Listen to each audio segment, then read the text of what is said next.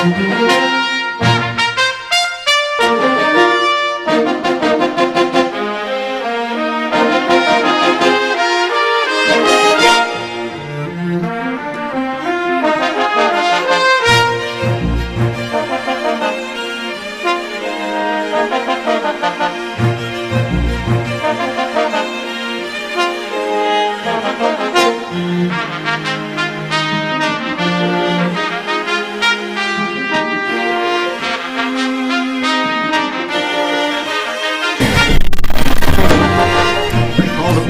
June 9th, 2015 meeting of the Oshkosh Common Council.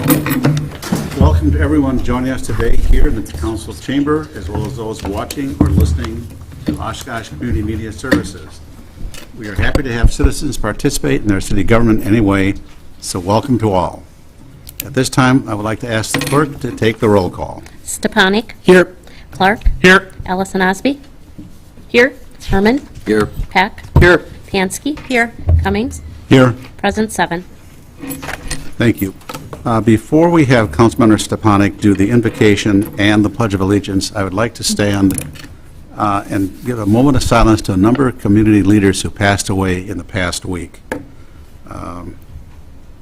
First to pass away was Leonard Reinke, a lifelong resident of Oshkosh, an architect. He received the Acanthus Award from the Landmarks Commission in 2011 for his work throughout the city, and he was one of the leaders of the vision for what the Riverwalk could be for at least 4 decades, and finally he had a chance to see his vision come to reality. The other person we lost was Don Jorgensen. He had been a past council president, and of course Jeremy Monette and Mike Clark, who passed a week ago today in a plane crash. So if we could stand for a moment before Mr. Stepanik does the invocation.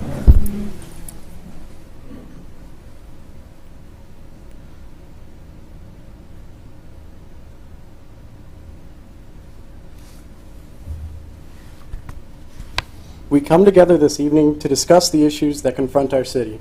May we always seek the wisdom to do things that reflect our concern for the people whom we represent.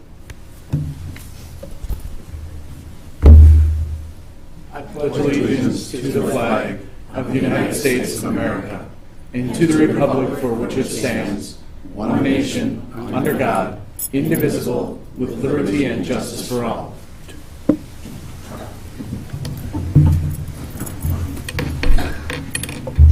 Next, we have a presentation of Committee on Aging Award for Mark Zimmer. Welcome down, Mark.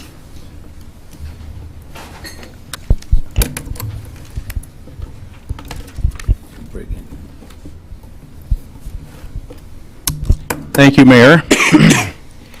Every year, the Oshkosh Committee on Aging presents an award to an individual, couple, or a group in recognition of their service. And this year, we are presenting the Life Service Award to Lurton Blassingame. This award began in 1989 and recognizes an individual who has given freely of himself and on behalf of older adults and the community throughout his lifetime, both in service and leadership. Lurton, do you want to come up, please? This year, we recognize Lurton for setting just such an example to not only service to older adults, but our community. I'm going to juggle all these things. Hang on. We have a certificate recognizing your service. We also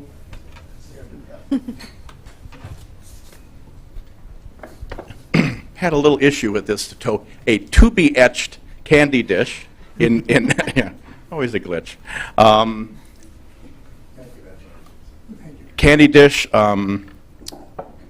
gravy boat, however you choose to use it.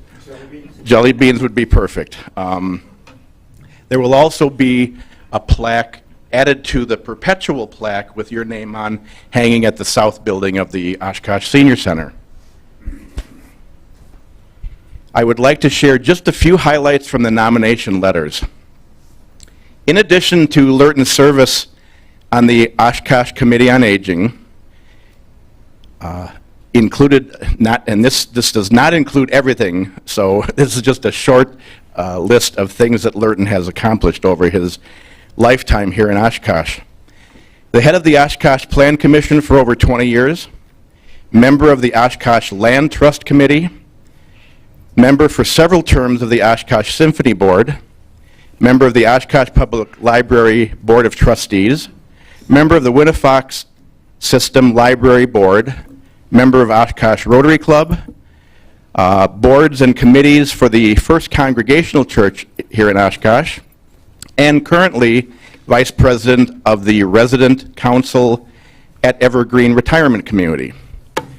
A couple of quotes include, Lurton has always shown to be a calm, motivating force.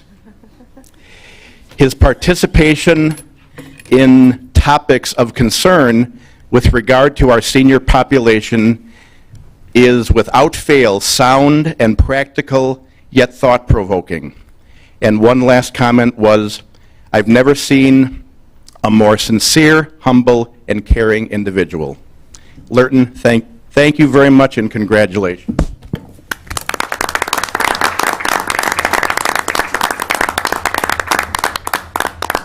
Thank you, Mark, for those kind words. And I realize that there's another purpose to this meeting, and I want to make sure everybody knows there is too, and that's to give recognition and appreciation for all of the volunteers in Oshkosh, and for whom I momentarily assemble. 3 weeks ago, we had a volunteer appreciation dinner for the Oshkosh Senior Center, and Mark told us that there were over 400 volunteers that helped make the Oshkosh Senior Center the rich resource it is for our city. And if Sue Ponick were here, she could sing the praises of the various volunteers for United Way and the some 50 different programs that United Way supports. And if you take almost any organization that we admire and appreciate, and the variety is stunning. The Oshkosh Symphony, the Oshkosh Youth Orchestra, SOAR, the Payne Art Gallery, the Boys and Girls Club, the Oshkosh Public Museum, the Christine Ann Center, the Rotary Clubs of Oshkosh, the Grand Opera House, the Oshkosh Public Library, the Oshkosh Zoo, every school throughout the city, every church, temple, mosque, and city committees, commissions, boards, they could all, as well as everybody that I haven't named, say how important and how excellent the volunteers are. And bottom line is the volunteers are a huge source of strength for the city. And it's sort of in recognition of that the city appreciates and thanks them. And they, on their hand, would say, thank you for the recognition, and I do too. So thank you very much. Thank you. And I might add that a mutual friend of ours has told me that you're an accomplished trout fisherman, and I believe that you, along with Leonard Reinke, had the vision for what the Riverwalk has become now. So thank you for that.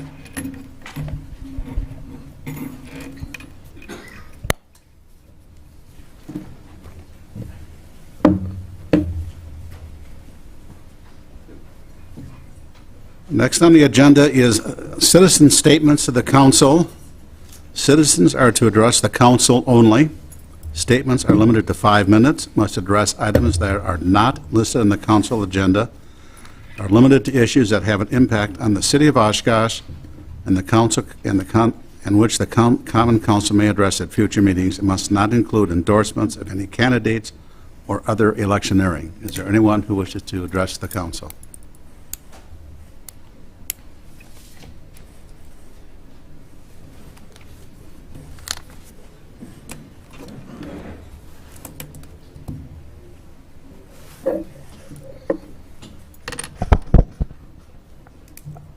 Hi there. I'm Adam Belcarelli, 1624 Western Street, and I'm little list of things regarding the Murdoch Avenue road diet. And, Excuse me, that will be discussed in the council later, so pardon? that is on the council agenda, and we'll be talking about that Should I later. wait until later? Yes, please. Okay, I can do that too. No problem. Did you have anything else to add, Adam, or just, What? did you have anything else to talk about? That's No, not it? that's the Okay. one I got. Okay.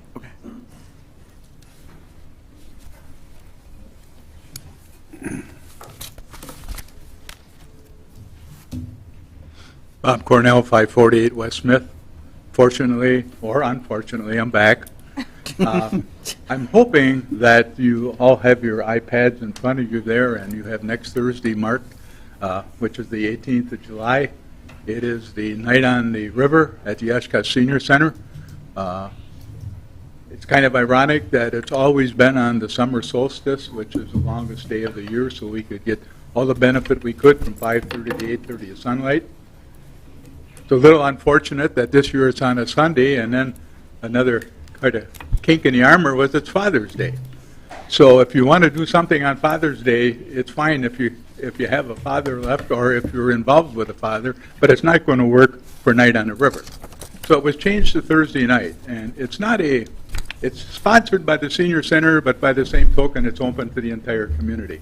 I think there's many young kids there, what I would call grandkids and great-grandkids when I look at it from my age, because of the number of activities that are held. There's great music, there's food, pontoon rides on the river. So if you haven't been there, if you haven't witnessed it, haven't tried it, come on out. I'll guarantee you you'll have a good time. The second item I just wanted to comment on is I was hoping to be here at your last meeting when you passed the spheroid for the water tower on the Pearl and Market there. As a member of the stakeholders, I found it very interesting in learning everything there is about water towers. I never knew we had so much water around, even though you can look at the lake.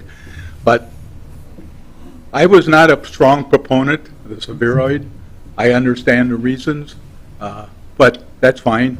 It's going to serve the purpose, and it's going to replace what I consider one of the most obnoxious things that there has been in that environment.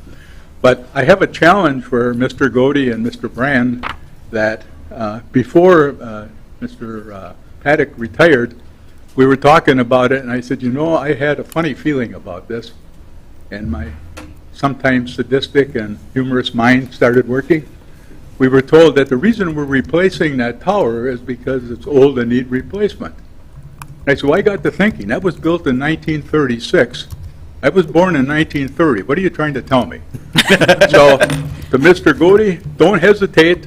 Get that thing going. I want to be alert enough so when it's up, I can take a look at it and say I was a part of that. There you go. Thank you. We're moving now to the public hearing, Resolution 15-279, approval of final resolution for special assessments, contract number 15-07, utility repairs and installation, sanitary, sewer, and water relays at various locations. And Mr. Godey, could you kind of explain what this is all about for our citizen? Certainly. This project is a utility repair project repairing or installing a variety of sewer and water mains at a variety of locations through the city. I was just going to give a brief highlight of the assessment policy that pertains to this because we haven't done a lot of these projects in the past that have come through council, so you can have an understanding of what that is. As far as the main installation goes for the sanitary sewer main and the water main, the initial installation for any of those pipes to serve properties is assessed to the abutting properties at 50% of the cost to install a normal size and depth sewer or water main. If the property's in the city, those are assessed at that point in time. If they're not in the city and the water main goes through, when those properties connect later on or annex to the city, they are billed a hook-on or a connection charge of what the fee was at the time if they had been in the city in order to connect to that main.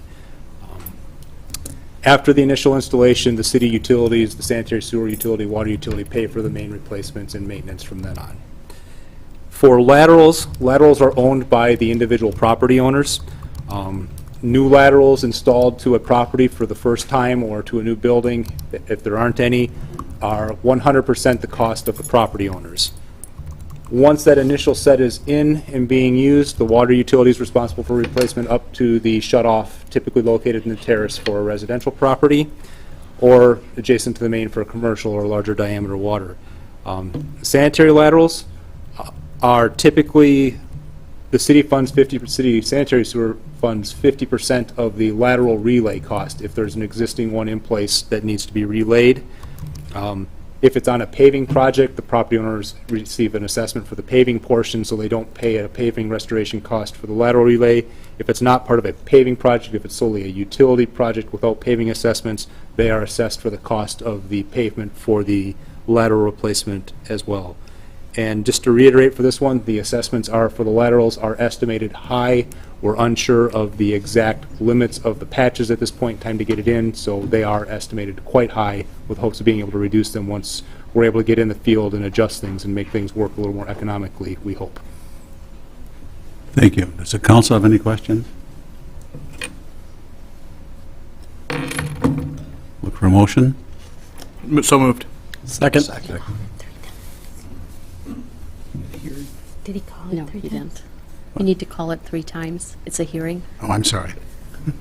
Resolution 15-279, approval of final resolution for special assessments, contract number 15-07, utility repairs and installation, sanitary sewer and water relays, various locations. Resolution 15-279, approval of final resolution for special assessments, contract 15-07, utility repairs and installation, sanitary sewer and water relays, various locations. Now I need a So motion moved. and a second. Second. Any discussion? Any discussion from the public? Roll call, please. Stepanik, Aye. Clark, Aye. Allison Osby, Aye. Herman, Aye. Peck, Aye. Pansky, Aye. Cummings, Aye. carried 7. Next are the consent agenda items. These are items of a routine administrative nature that are voted on by the council in a single roll call vote. Staff recommends approval of all items. Any member of the public or common council may request that an item be removed from the consent agenda for discussion. Approval of bills presented by the finance director. Receipt and filing of common council minutes for May 26, 2015. Resolution 15-280, approve professional service agreement with ACOM for environmental consulting services for Rivers 1.2 construction, Marion Pearl redevelopment area. Resolution 15-281, approve purchase pursuant to sole source for exception of 7 thermal imaging cameras for Oshkosh Fire Department from W.S. Darley and Company. Resolution 15-282, approve purchase pursuant to sole source exception of 2 Quint fire engine ladder trucks for Oshkosh Fire Department from Pierce Manufacturing, Inc. Resolution 15-283, approve amendment to Resolution 15-136, Heart Monitor Maintenance Agreement 2015-2017 for Fire Department to Physio Control, Inc. Resolution 15-284, approve change order number 1 for Public Works contract number 14-11 with Wood Sewer and Excavating, Inc. for sanitary sewer manhole rehabilitation program. Resolution 15-285, approve agreement with AECOM for environmental and engineering services related to the former Keenest and Paulus quarries. Resolution 15-286, approve agreement with Brown and Caldwell for stormwater management plan for Gallup's Merritt Creek watershed. Resolution 15-282, approve second amendment to intergovernmental agreement with East Central Wisconsin Regional Planning Commission for Department of Defense Office of Economic Adjustment grant funds for regional aviation aerospace business center. Resolution 15-288, approve intergovernmental agreement with Austin Straubel International Airport to undertake a regional aviation aerospace business cluster development, accept contribution. Resolution 15-289, approve intergovernmental agreement with Whitman Regional Airport to undertake a regional aviation aerospace business cluster development, accept contribution. Resolution 15-290, approve appointments to the following boards and commissions: Bicycle and Pedestrian Advisory Committee, Bid Board, Board of Appeals, Committee on Aging, Equal Opportunity and Housing Commission, Extraterritorial Zoning Committee, Grand Opera House Advisory Board, Housing Authority, Landmarks Commission, Library Board, Long Range Finance Committee, Museum Board, Parking Utility Commission, Plan Commission, Police and Fire Commission, Stormwater Utility Board, Sustainability Advisory Board, Traffic Review Advisory Board, Transit Advisory Board, and Parks Advisory Board. Resolution 15-291, approve waiver for Wellspring Farms to allow horses in the city on August 22nd, 2015. Resolution 15-292, disallowance of claim by Sue Johnson. And Resolution 15-293, approval of special Class B license, combination Class B license and operator licenses. Does anyone have questions? I'll direct this to either Mr. Roloff or Chief Franz. 15282, the exception to purchase the 2 Quint fire trucks. I know that we have the background in our packets, and we've only authorized 1 Quint replacement for this year. There's a new one that will be authorized next year, but could you just explain what this is all about, because it is a rather significant amount of money? Correct. We had 1 Quint was in the CIP for 2015, and due to limitations, we had it on our replacement schedule for this year, but because of the cost, weren't able to fit that into the CIP for 15, so the second one was moved into 2016 for replacement, because they were both bought in the same year. So looking at this purchase at this time, to be able to get a multi-vehicle discount and also lock in the price before we would have a price increase, we've rolled them both into this package. However, the payment for the second Quint will not be due until 2016, so we would be budgeting for that in the 2016 CIP. But by doing that, just want you to be very aware of, you are making a commitment then for that second vehicle in the 2016. It's not that it was not planned in there, but that's usually we aren't that hard committed into the next year of the CIP. Mm-hmm. So in this instance, we're actually saving by purchasing in volume. Correct. Yeah, Do you know what- significant amount. Do you know roughly what that is? Yeah, I have it in here. Mark's got it. Yeah, I'll help you out on this one, Chief. All Okay. that other stuff, I wasn't going to rely on me. We're looking at a $248,000 savings as a result of purchasing it the way that the Chief described. So it's a very good value for us. Thank you. But on a follow-up to that, Chief, you had it in here 2016 because we do a 5-year CIP, and you had that listed as a 2016 priority item in the first place, correct? Correct. So, yeah, it just makes sense to save that money, so that's good planning. Thank you.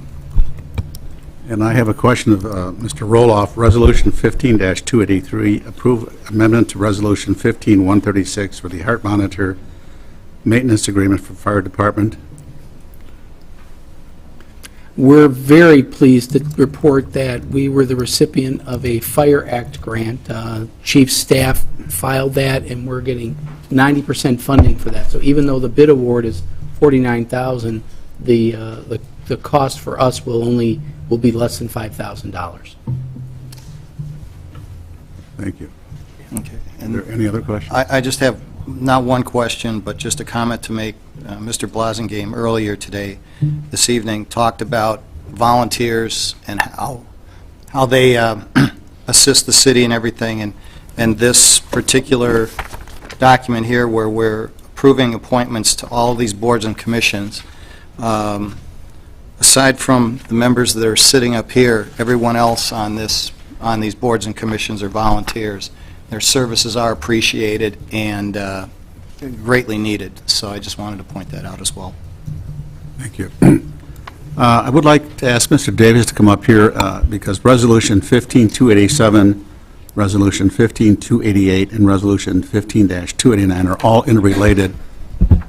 If you could explain exactly what these are. Yes, we're working on that aviation cluster study, and the Department of Defense is funding that. However, there is a 10% matching requirement from local sources. So we've identified in the agreements with the city and East Central that we'll do the second niche and add another airport, which is Austin-Straubel, to the study. And then the two other agreements are for Whitman and Austin-Straubel to pay the city the local matching cash that we need for the project, and then the city is using my time for the balance of the matching grant. So that way it's actually a regional aviation study, so all 4 airports will be involved, and excuse me, the funding is all from the airport, the other counties, and staff time. So we're still, the city's not out any cash at all. Okay, thank you. Are there any other questions for Mr. Davis while he's up here? I don't have questions for Mr. Davis explicitly, but I want to, it's kind of related to a lot of the items on the consent agenda. I want to continue to thank staff for their time and looking for responsible ways to pay for things, whether it's grants, opportunities to cooperate with other organizations.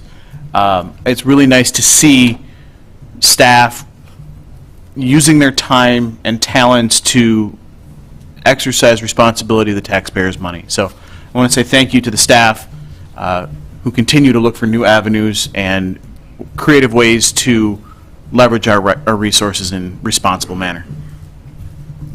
Thank you. Any further questions or discussion from council?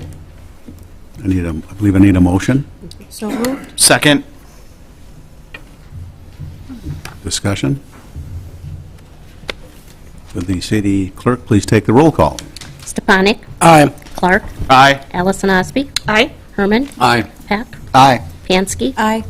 Cummings. Aye. Carried 7. There were no items removed from the consent agenda, so we'll go to pending ordinances. The first is ordinance 15-294, approval of changes in the CP and Otter East parking lots. I will make a motion on Resolution 15-294. Second. Discussion? The city clerk, please take the roll. Stepanik. Aye. Clark. Aye. Allison Osby. Aye. Herman. Aye. Peck. Aye. Pansky. Aye. Cummings. Aye.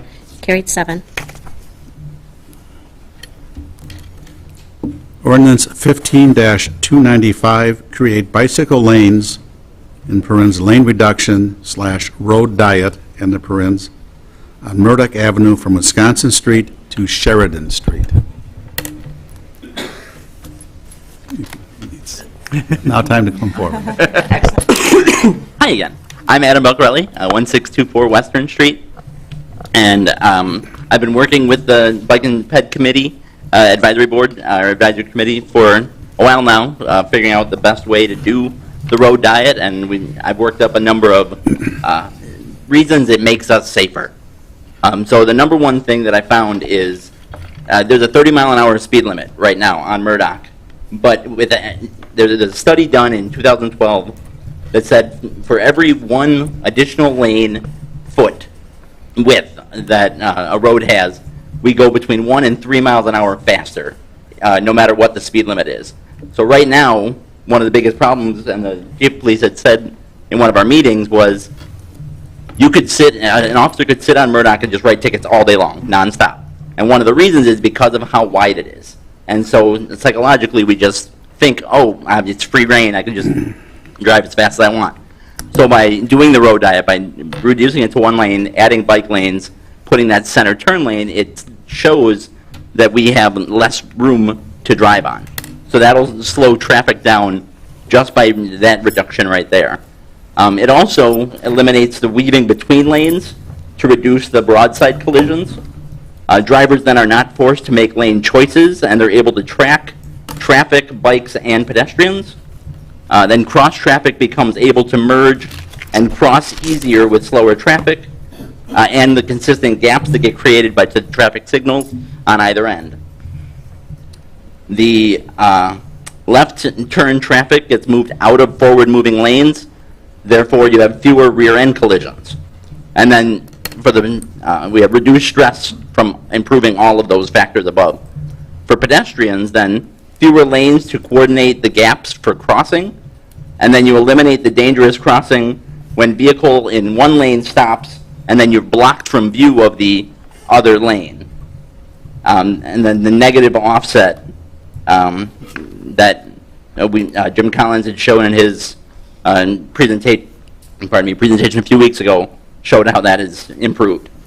The traffic going the residential speed limit then is better able to notice and react to pedestrians or bikers and that sort of thing. And then it's safer getting to and waiting at the GO Transit traffic stops there, because most people are afraid to get that close to the road as people drive by at 50 miles an hour. For bicyclists, the eliminating the excessive speeding and then adding protected bike lanes, it creates safer interactions, encouraging bikes as transportation to and from work, school, stores. So transportation over recreation. This isn't just part of the bike lane along the lake. This is where people are using their bikes or walking to do these short errands, which we as a council or a committee particularly, but as a town are trying to encourage for people to take these short trips to be more energy efficient and less fuel dependent. Then also it gives a direct east-west route across town, avoiding confusing or difficult to navigate side streets. In general, for the betterment and safety of the community, the enforced 30-mile speed limit reduces traffic noise and air pollution. Calm traffic allows for easier access to homes, parks, schools, stores, and restaurants. Fewer collisions means safer traveling and lower car insurance rates. Greater bike and pedestrian activity builds community connectedness, and encouraged alternative transportation has a number of other positive physical health benefits. And then for the exceptional circumstances that have come up in a number of the public hearings with semi or tow vehicles, the individual lane and total roadbed width is maintained, so we don't change any of the actual physical part of the road. And then traffic calming plus the zero offset means more regular gaps and no vehicle hiding from view, again, during those wide left turns. And even in the cases where there are occasional lane blockages from big loads, either long loads or wide loads, that's preferred to the lane blockage due to collisions, where then everyone has to wait for a tow truck and an ambulance. Thank you. Thank you.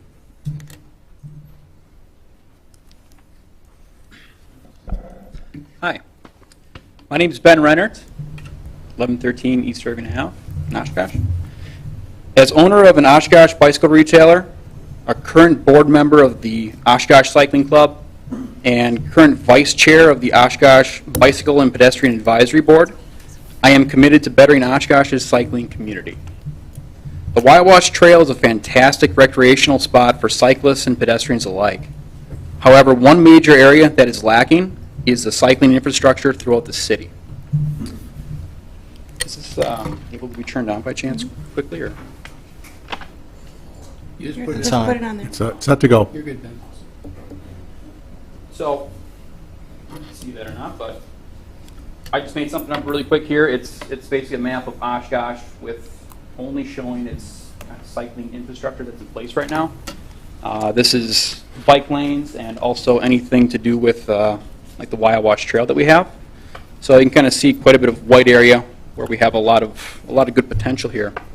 Currently, less than 1.5% of all city roadways contain a dedicated bicycle lane. While true, cyclists can utilize existing roadways, the sense of security and convenience of dedicated bicycle lanes is not only a plus for current cyclists of Oshkosh, but show to both potential residents and other communities that Oshkosh is progressing. Communities with a strong cycling infrastructure hold healthy and progressive citizens. This is a great way to check off a multitude of objectives. Looking down the road 5 years from now, where do you want Oshkosh to be? This is one great way we can bring Oshkosh to be a leading community in the Fox Valley. Thank you. Thank you.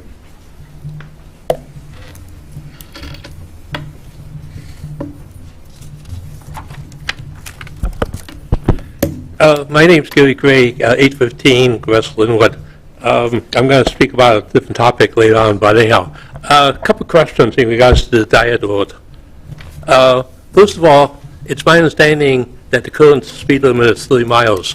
Is the speed limit going to be reduced because of the diet road? Is the first question. And secondly, it's my understanding that this is the second diet road in Oshkosh. Has there any been, and Mr. Collins may know the answer, may not, but anyhow, has there been any studies of other cities of having, well, let me back up a little bit. It's my understanding, and it was meant by a previous speaker, that the road diet will slow the traffic.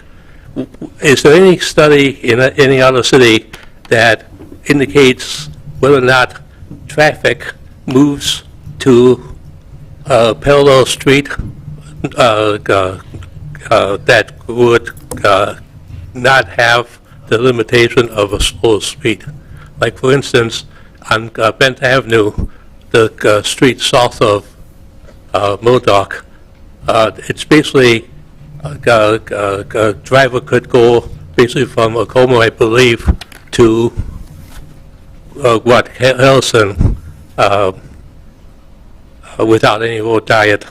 The street north of Modoc, Linwood, can go from Oklahoma to, I think, also Harrison. And the question is, would traffic move from a slower Modoc speed to one of those two streets? Thank you. Mr. Collins, would you like to answer those questions? Sure, I can answer. I think there are two questions there. The first is the speed limit. And the speed limit will remain 30 miles per hour. However, there have been a number of studies done nationally on what a road reconfiguration, road diet does to speed limits. And nationally, they've found that they reduce speeds 3 to 5 miles per hour. So the instances of speeding have actually been found to be reduced. And actually, locally in Neenah Commercial Avenue, I didn't bring the stats up here with me, but I believe I shared them at a couple other meetings. And they have found that the speed has reduced about that 3 miles an hour since they've implemented the road diet. Secondly, I think Gary's question was regards to traffic being diverted. That is a common misperception in communities where they have recommended road reconfigurations. There have been concerns that, well, they're going to divert traffic to the side streets, and that hasn't happened anywhere that they've done one so far that I've seen any studies on. And actually, in this case, Murdoch has a 30 miles per hour speed limit. All the surrounding roads, for the most part, are residential at 25 miles per hour. So the likelihood of that happening, in my opinion, isn't very high. In regards to Sawyer Street, we did do that road reconfiguration last August, and we had a couple concerns or comments before we did it, mostly related to parking or not parking. However, we haven't gotten one complaint from any citizen since it's been implemented. We've actually, excuse me, got a couple positive comments that people weren't real sure at first, but now they like them. They think traffic's flowing better. It gives a more defined path for vehicles, and it also allows bicycle traffic. We'll be doing bike counts this summer. Like Ben had said, Oshkosh is kind of in the infancy of the bike lane culture. So as we start making connections, I believe we'll start seeing more people use them. And there are statistics as well that after you've implemented road reconfigurations in incorporated bike lanes, that bicycle usage actually does increase. Thank you. Any more questions for Mr. Collins while he's up here? I do, but I'll wait till it gets to our portion.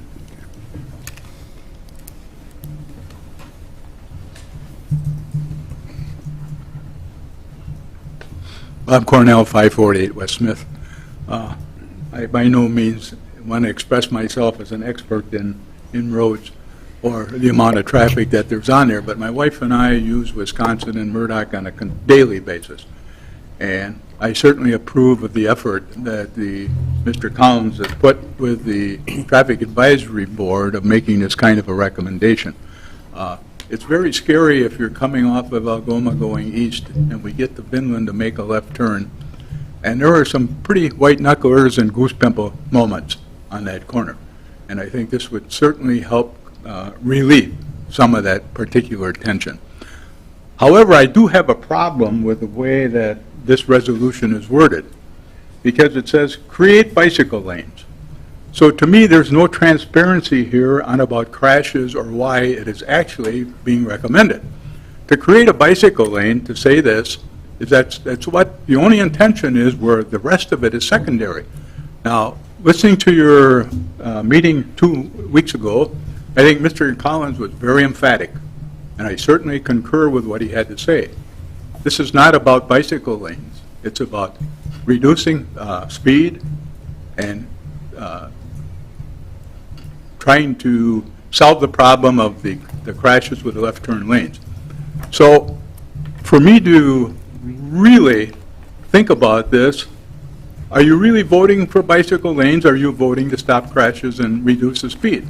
The way it reads today, and if it's a positive vote, and of course I hope it is, and maybe this is just semantics, but by the same token, I don't think it was approached right in the way it was presented. And there are obviously ways to correct that with amendment to change the wording and put the real reason first.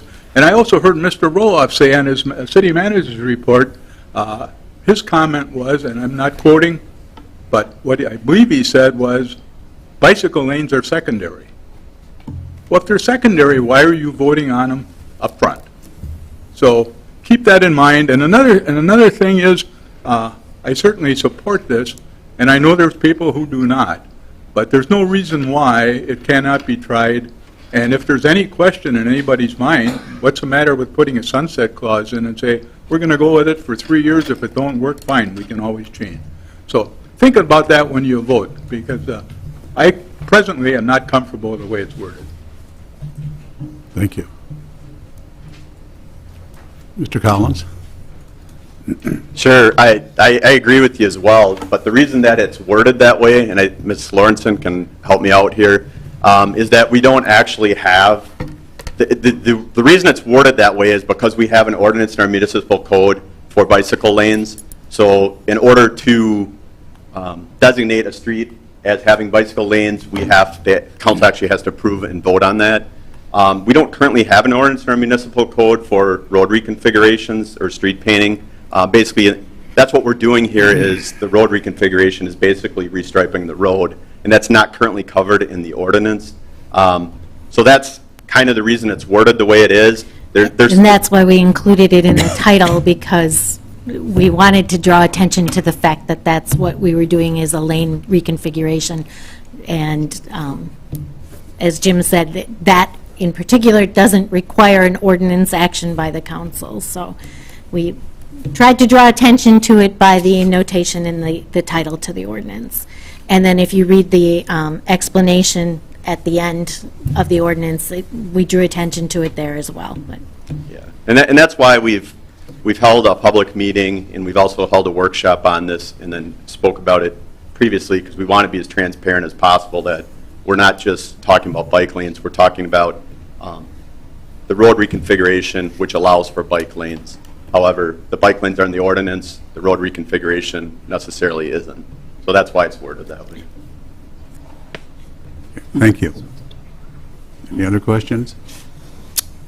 Back to the council. Well, any other citizen statements before we bring it back to the council?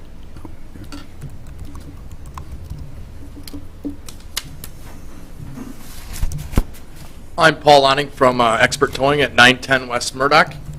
Just a couple things that I can say towards it is if this all came about on fixing traffic accidents between Wisconsin and Murdoch and also at Vinland and Murdoch, I'm just worried that there hasn't been enough research into why these issues are coming about, and I think this isn't quite the solution. Maybe we need to look more back by the Payne area and the people cutting down Elmwood to make it a shortcut. But a couple other things is truck traffic. There's a lot of truck traffic that comes down Algoma and turns onto Murdoch. And if you swing that 4 feet over to the left more, it's going to be a lot harder to make turns. O'Reilly's Auto Parts is there. AutoZone is also there. Our business, we have trucks coming in and out throughout the day. And you're going to end up forcing to be moved over, blocking traffic up instead of 2 lanes. And also another thing is on like a holiday or even a regular Friday or Thursday when it's busy traffic between 3:30 and 5, I don't see how Murdoch is going to handle traffic volume in 2 lanes. 4 lanes right now, it gets really congested and hard to pull out of Beach Street or any of the streets. So I'm just worried if you put it down to 2 lanes that you're going to have more traffic backed up. Yes, it will slow down traffic, but I think you're going to get the people that are in a hurry that aren't going to slow down and be cautious. They're going to be trying to cut down other side streets, or it's going to cause traffic backed up a little bit. Then you'll have a turn lane blocking traffic, and someone's still going to try to shoot out from Vinland with the bad vision of somebody in a left turn lane and shooting across in front of them. But another thing, at the truck, like we have, our big wrecker is 40 feet long, and then we have to tow a semi behind it, so we're talking another 70 feet. So we're pushing 100 feet trying to turn into our entrance. And right now it's fine because I can sit and put on my turn signal, wait for traffic to pass on the right if I'm waiting for traffic coming at me, and it's not an issue. But if I have to sit there and block up a single lane, it's going to be an issue. Another thing, my main concern about the bike lanes is that you have, on each end of Murdoch, 2 big fire stations. So if you're driving down Murdoch and the ambulances come down that street nonstop, my biggest thing is, you all know, first thing you see, red lights behind you and siren, you move to the right. What happens when you got somebody that looks and sees an ambulance coming and you just go like this and there's a pedestrian in a bike lane right next to you, and you're going to end up having bigger problems hitting somebody on a bike. Rather than, if there's an issue with the road, with accidents, I'm okay with adjusting something, working with stoplights on Murdoch and Wisconsin. But is there a way that we can move the bike lanes to Linwood, 1 block over? It's all brand new concrete running right to the same wheel wash trail down by the cemetery. That way we're not putting pedestrians in traffic, because Sawyer Street's a little different because there's not the high volume of trucks coming down Sawyer Street. So I can see that working good. It slows down the traffic for the schools. That's a big issue with the kids coming in and out. But if we could move the bike lanes to a secondary street to keep them off the truck route, because it is still a state highway, that would be a concern. But I just think that we haven't exhausted all other means of looking into a solution, rather than dying it down to a single lane both ways is going to be causing some issues with, that's my personal preference. I don't know how many of you pull out onto Murdoch, especially in the middle of the summer at 4:30. It doesn't matter if you're in a truck or a car, there's a lot of traffic coming through, especially with the roundabout slowing it up and then the stoplights at Murdoch and Wisconsin. But I would like to see if there's another way we can go back to the drawing board and figure out a new solution, not just about limiting the bike lanes. I'm for biking. I bike, it doesn't look like it, but I'm for biking. I just think that for the safety of the kids on a trailer behind mom or dad, or the people that are, there's professional bikers and there's people that just ride a bike to work that don't have a lot of knowledge of obeying on what lanes. There was somebody that mentioned to me earlier about, certain bikers all of a sudden will obey traffic laws, be in a turn lane and turn. Some bikers will just cut on the sidewalk and then come back out, whereas we don't have the bike traffic like Madison and the other cities that do. Also, like the meeting prior to this that I was at, they talked about University Avenue in Madison. Also there it is 6 lanes. There is a divider between the lanes and the bike track. It's a wider bike trail. And also there is a cement barrier between the bikers and the traffic. So I just think that we should look at a couple other options before we go and do this diet. Maybe we can come up with a solution to the Vinland and Murdoch and Wisconsin and Murdoch before we go and try to push all that traffic down to 2 lanes. Thank you. Thank you. Mr. Collins. Yes, I'll just answer a couple of his concerns. So the first concern with the trucks turning from Algoma onto Murdoch, that's actually, it's going to remain 4 lanes there, so there's going to be no issue for any trucks turning from Algoma onto Murdoch. We're going to actually start the road reconfiguration at Sheridan. So that stretch, there shouldn't be any concerns with truck turning because it's going to be as it is currently. We actually looked at, Mr. Godey looked at a truck turning template and we needed both those lanes for the vehicles there. As far as the segment there by Expert Towing, we currently have 4 12-foot lanes. With this road reconfiguration, we're going to have a 12-foot lane in each direction and a 14-foot left turn lane. So basically, if you're turning left, if you're going east here on Murdoch and you're turning left, you're actually going to have an extra 2 feet. You got the 14-foot left turn lane plus a 12-foot lane. So you actually have more room there. If you're coming the other direction, you have the 12-foot lane. So those whatever time it's going to take you to turn right, you might back up traffic a little bit. But I would venture to guess that's happening right now anyway with a large vehicle.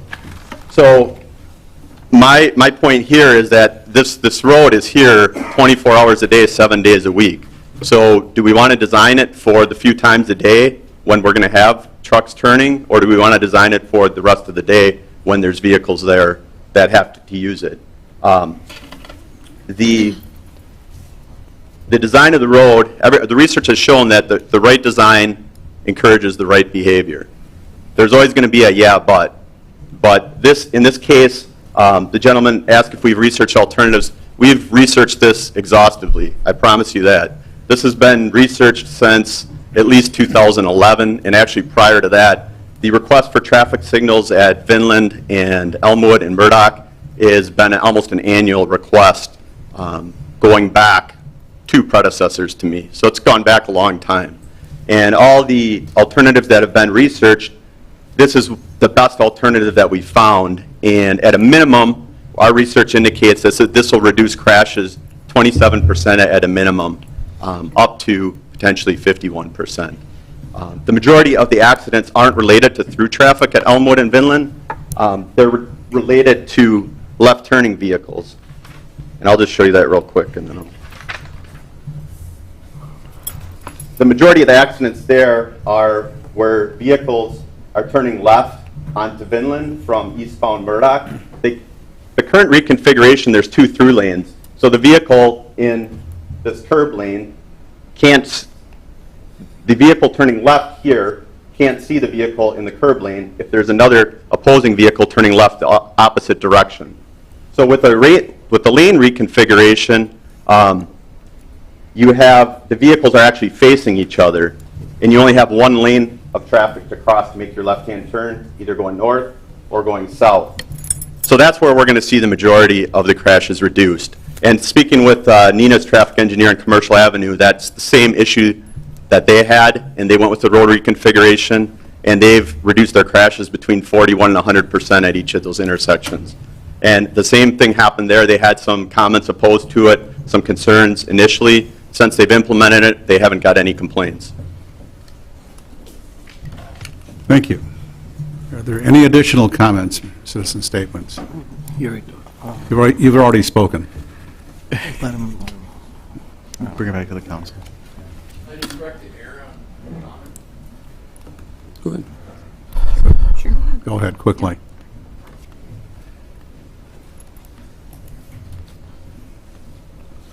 The original thing that he had discussed on turning off of Algoma wasn't an issue. I understand it's going to be farther down before the diet.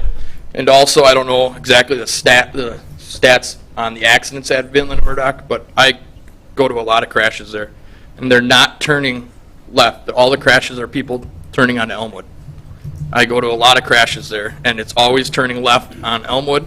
So if you go to the left turn lane, you're still going to have people cutting in front of people. It ain't going to really be a solved issue for that turning left. And also, you talked about the moving, you're going to have extra width on the turning with trucks. Just because you move me over 4 feet, it's harder to make a left-hand turn with a big truck. I can't move over 4 feet. I need to stay over here, if that makes sense. Even though I have a wider road, I still need to stay over here, so that actually isn't gaining anything. And it isn't really about me. I've also talked to AutoZone and O'Reilly's with their semis that come in and out. They can't, because they're corporate, they can't come here and talk, but they have trucks that are coming in and out too. So I don't think that having a turn lane is going to make it easier, because they're actually taking away room. So, thank you. Thank you. Are there any further citizen statements? Okay, bring it back to council.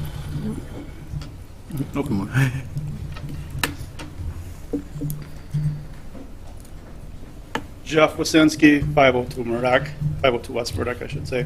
Going to speak to you on 3 different levels here, basically. One as a parent, one as a business owner.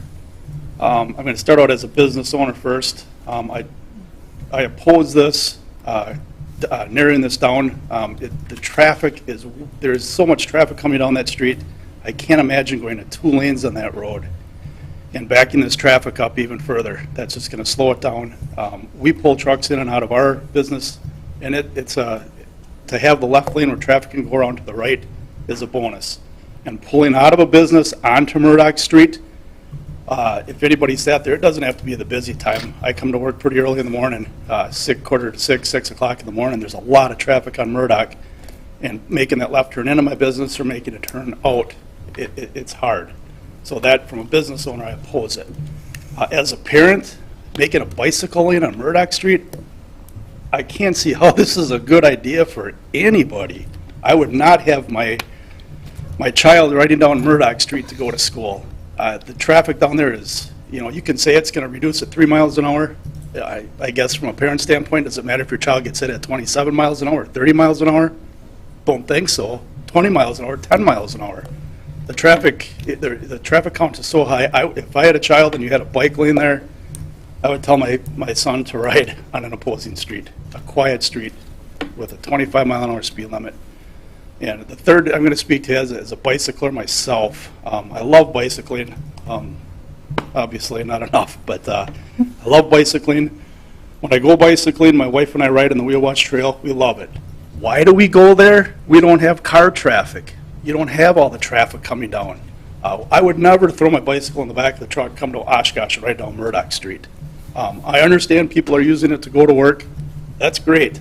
Again, if I'm riding my bicycle to work, which I used to do, I would take a back street. Less traffic, less traffic, less traffic. I can't stress that enough. And I understand that we have people that live in the area here that are for it, but let's take a look at the percentages. We have half a dozen people here that are for it out of hundreds of homes that are in that area. We have less than 12 to 15 businesses on that stretch of Murdoch Street. So we're represented pretty well here. You look across the board, and there's only probably 3 or 4 of us that have voiced anything. But I went and talked to O'Reilly also. I said, you need to be here. I went and talked to AutoZone. They told us the same thing. We cannot come to these meetings because it's a business policy. So you have, they did say they were opposed to it. The other reference I'd like to make, I think if you're going to make these judgment calls, I've never met you before. I'd like to know this guy. Come to my business and talk to me. This is what we'd like to do. I can't make your 4 o'clock meeting. Excuse me. Most of us work past 4 o'clock, so I apologize for that, but 4 o'clock is a little early to have these meetings that are making these decisions. So again, oppose it on every level. Thank you.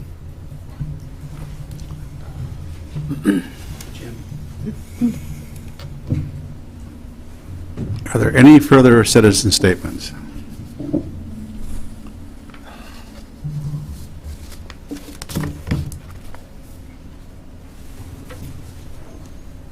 Hi, I'm Chad Pugh, represent CAP Properties LLC. We own 910 West Murdoch, and Expert Automotive Services, who is currently in 910 West Murdoch.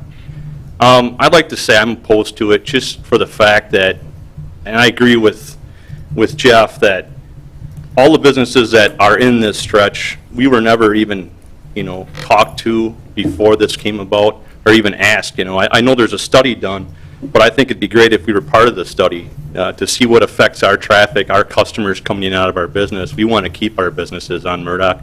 That's one of the reasons why we took such a big leap and bought a 2.5-acre property that wasn't viable for other businesses. They weren't making it there. It wasn't working there. We took a huge leap, my brother and I, in buying that property and turning it into a viable business that we have today.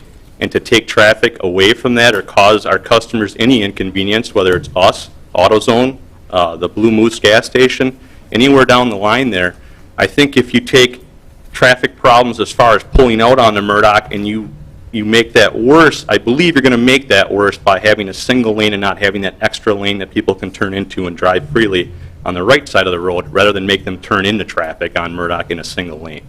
And that's coming from the side streets or from the parking lots onto Murdoch. I think we're going to have more problems there than we have now. We don't have any problems with that. I believe I can get on there when I want to without any problems. If I had to turn into a single lane at the busy times of the days or any times of the day, I think I'd have to wait a lot longer to get onto Murdoch. And that's my issue with it. And I guess I'm a case study because I grew up on Roosevelt and Sheridan Street. I went swimming at North High School. I did Dixie Cream Donuts when that was on New York. I went to Reed School. I rode my bike everywhere when I was a kid.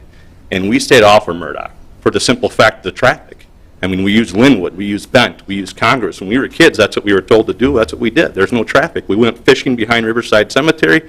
On the railroad tracks, we went down Linwood and went across in the cemetery and went fishing that way. And when I graduated and I moved back to Oshkosh, I rented a duplex on Elmwood.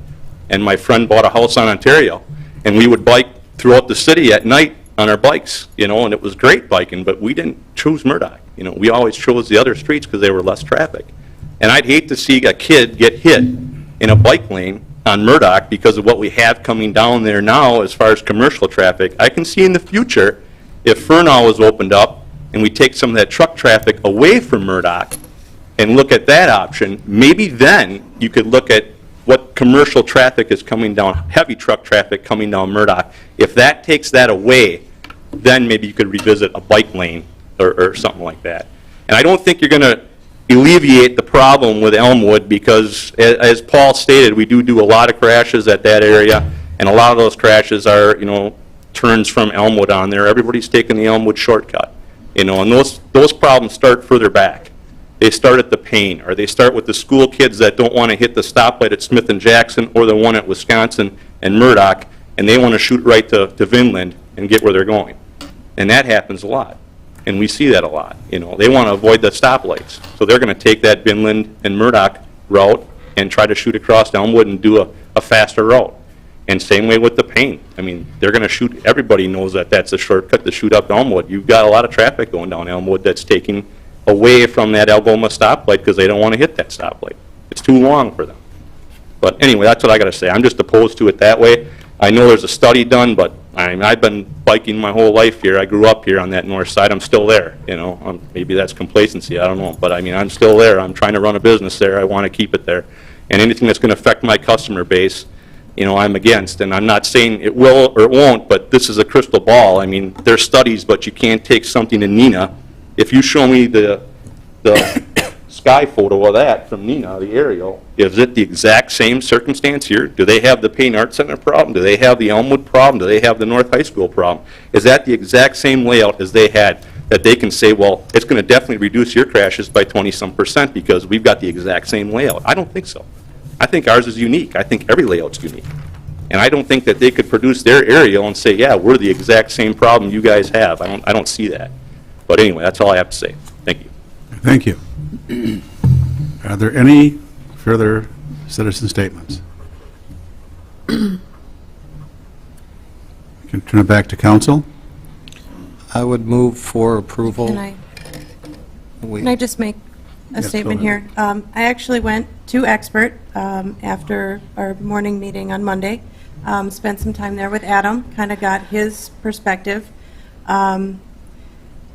You raised a few concerns with that. I know we addressed the width of the roads. I think you'll be okay there. And I just want to express to you that if we do go through with this, I hope that you guys communicate with us and we can keep progress in defined terms. so that if you are having issues, we can talk about this. I'm asking you guys to keep an open line of contact and really work on this. I know your property values was a concern that we had talked about, and looking actually at Commercial Avenue in Neenah, and there was another statistic about it, that property values actually increased with the implementation of bike lanes on a road diet. So hopefully we can use that data personally with you in the future. So I hope that we can continue working together on this. Kathy Propp said it best when we were at our workshop, that we're not tearing up concrete here. We're reconfiguring lines. If this truly is a failure and it doesn't work for you and your business, then we can always go back to other options. This is just a starting point for us. After I got out of Expert, I checked my email, and I had received 43 emails from the Oshkosh North community students in favor of this ordinance. That speaks very loudly to me, that there are future bicyclists and taxpayers in this community who are in support of this. So for whatever that's worth, I think that says a lot, that these kids took time out of their day to send us information in support of this ordinance. Mayor, if I can make a point, it never got moved and seconded to bring it to the floor. I would move it. I would move for approval of. It's got to be a discussion first. If we do a motion, We and a have to second, move we it still to have go on the discussion. floor. We have to move it Get and it on second the it to floor. get it on the Correct. floor to Right. discuss it. So we have a motion. Therefore, I would You move second it? to accept or to approve 15,295. Second. First and the second. Okay. I have some questions. Discussion. Mr. Collins, do you have the bike pedestrian plan with you? I'm looking at map 3A, and I just want to make a couple comments first before I ask you a couple questions. I agree with Mr. Cornell. This is really about the road. It's not really about the bikes. I have some concerns of going to a road diet, but I support it. As Councilmember Pansky said, you know, we aren't tearing up roads, we are reconfiguring.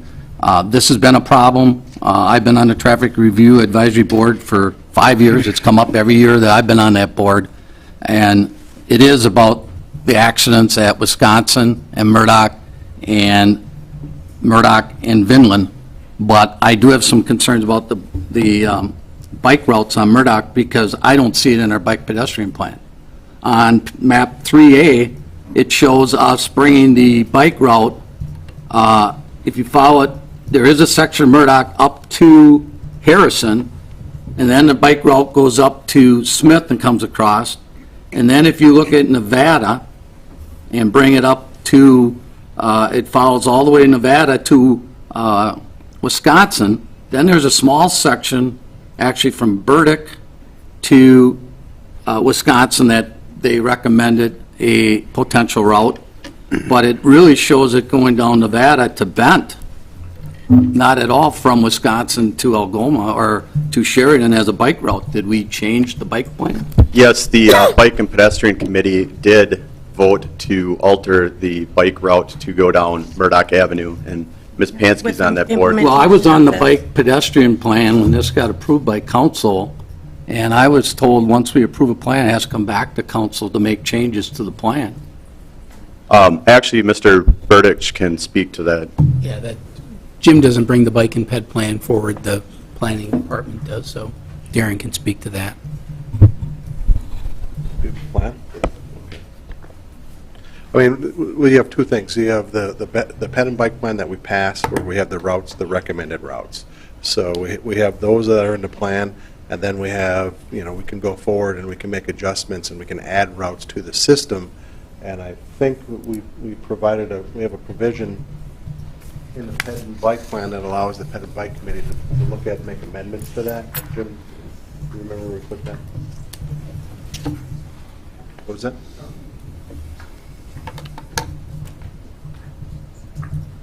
There's a section in there, I can't put my finger on it right now, but Jim and I were talking about this last week.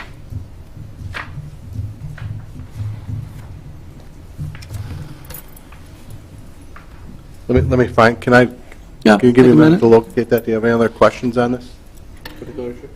Well, I look. I guess that's my question. If any other council members have any questions? I do have a statement. Looking at Murdoch as a whole, when we start, if we approve this plan, Murdoch will start at its western terminus with 4 lanes from Algoma to Sheridan Street. Then, as you're traveling eastbound on Murdoch, we'll be into the road diet from Sheridan Street to Wisconsin Street. So for that section, we'll have 1 travel lane each direction with a left turn lane in the middle with bicycle lanes on the outside. Then, when we cross Wisconsin, still traveling eastbound on Murdoch, from Wisconsin to the roundabout, we're back to 4 lanes. Now, when you go through the roundabout and continue traveling eastbound on Murdoch, when you're going in front of, between Jackson Street and Main Street, we're 4 lanes. When we cross Main Street, the lane's narrow, but we still have 4 lanes. When we cross Bowen Street, just past Pick and Save, Murdoch now goes back down to 2 lanes. It's wide enough for 4 lanes, but it is not striped as 4 lanes till it turns and becomes, it's Menominee Drive when it turns the corner there, correct? Yes. So what I would like to see is a comprehensive plan for all of Murdoch. One that addresses the issues here, but can address traffic flow in conjunction with the roundabout and in conjunction into the residential area there. Going from 4 lanes to 2 lanes, to 4 lanes to 2 lanes is not a way to promote understanding of the traffic flow in that area. And I understand that as you go in different areas, the traffic flow is different, but when you're approaching the roundabout on a state highway and you're also addressing the businesses between Jackson and Main Street, I have a problem switching the rules of engagement, for lack of a better term, as you travel this road throughout its course. I would like to see something that includes all of if you're going to change Murdoch, it needs to be changed as a whole, and we need to have a comprehensive plan that introduces, and we deal with the bicyclist clubs. We get the businesses and we get everybody in the same room for the decision-making process. I know the city has made great strides in working with members of our community and our stakeholders. The water tower is a prime example working with stakeholders in the community. And if we're going to approve this, I don't want to have to worry about a sunset clause, because I want to make the right decision once. Because I don't want to pay somebody to go back out there and repaint the road. Because now I've wasted taxpayers' money doing something twice if I didn't do it right the first time. Maybe it's being the son of a shop teacher, but you measure twice, cut once. With respect to Councilman Herman's comment regarding the ped and bike plan, there's an amendment process to be followed, and it starts with a proposed amendment to the ped and bike plan being brought before the Bike and Ped Committee for the review and comment. Then the Bike and Ped Advisory Commission makes a recommendation on the proposed amendment to the council. It's kind of where we are right now, by adding the process before you to add this as a route. So we're kind of in that area. Okay. All right. Just that part wasn't brought forward that the Bike Ped had made an amendment to the original plan. Just that all of a sudden it was I think bike lanes on Murdoch all the way down. I think the structure was they're proposing to designate this as a bike lane, and they did that through the process where it starts at their level and it gets here to where it is today. Okay. And like I say, I know sitting on the traffic review board, our whole consideration was what Mr. Cornell was talking about, was the accidents, the concerns with the volumes of accidents at Wisconsin and Murdoch, and then again at Vinland. And I did too receive about 50-some emails from the students at Oshkosh North, and we all did. I think we all did. Yeah, it was a class project. It was great. It is part for of their them to get class involved, coursework. and it was class coursework. But that being said, I too have some concerns about the volume of traffic on Murdoch. But I agree that we've been addressing this issue for years and years with not a real solution. I somewhat support Mr. Clark's comments that maybe we need to do a whole study, but at the same time, we didn't do the whole study on Sawyer Street, and we divided that street up a little bit with the bike lanes and that. But I actually would like to make a motion to separate the items contained in this ordinance.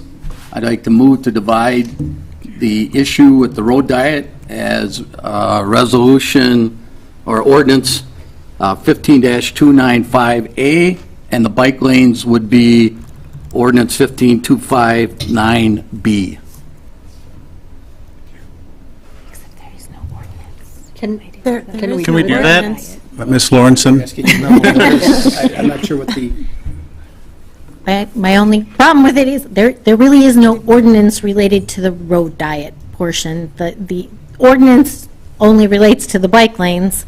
So to divide the issues, you would have the bike lane, and you could give a direction to staff, but there really is no ordinance provision for it. All right, I'll withdraw that motion, and then I would make a motion to lay this ordinance over and refer it back to the Traffic Review Board and probably the Bike and Pedestrian Board to take a relook at this ordinance, because I feel it needs further study.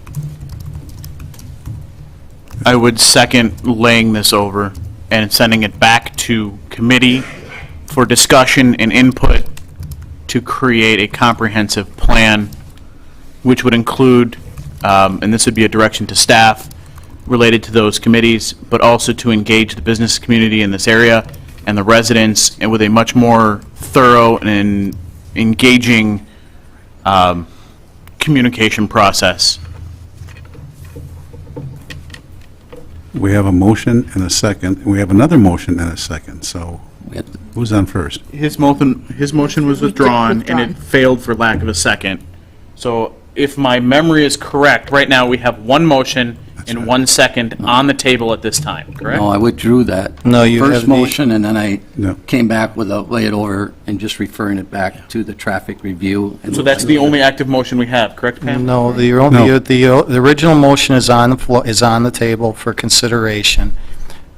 The gentleman has moved to lay the motion over, which takes precedence over the existing motion. The motion to approve, and so therefore we vote on laying it over.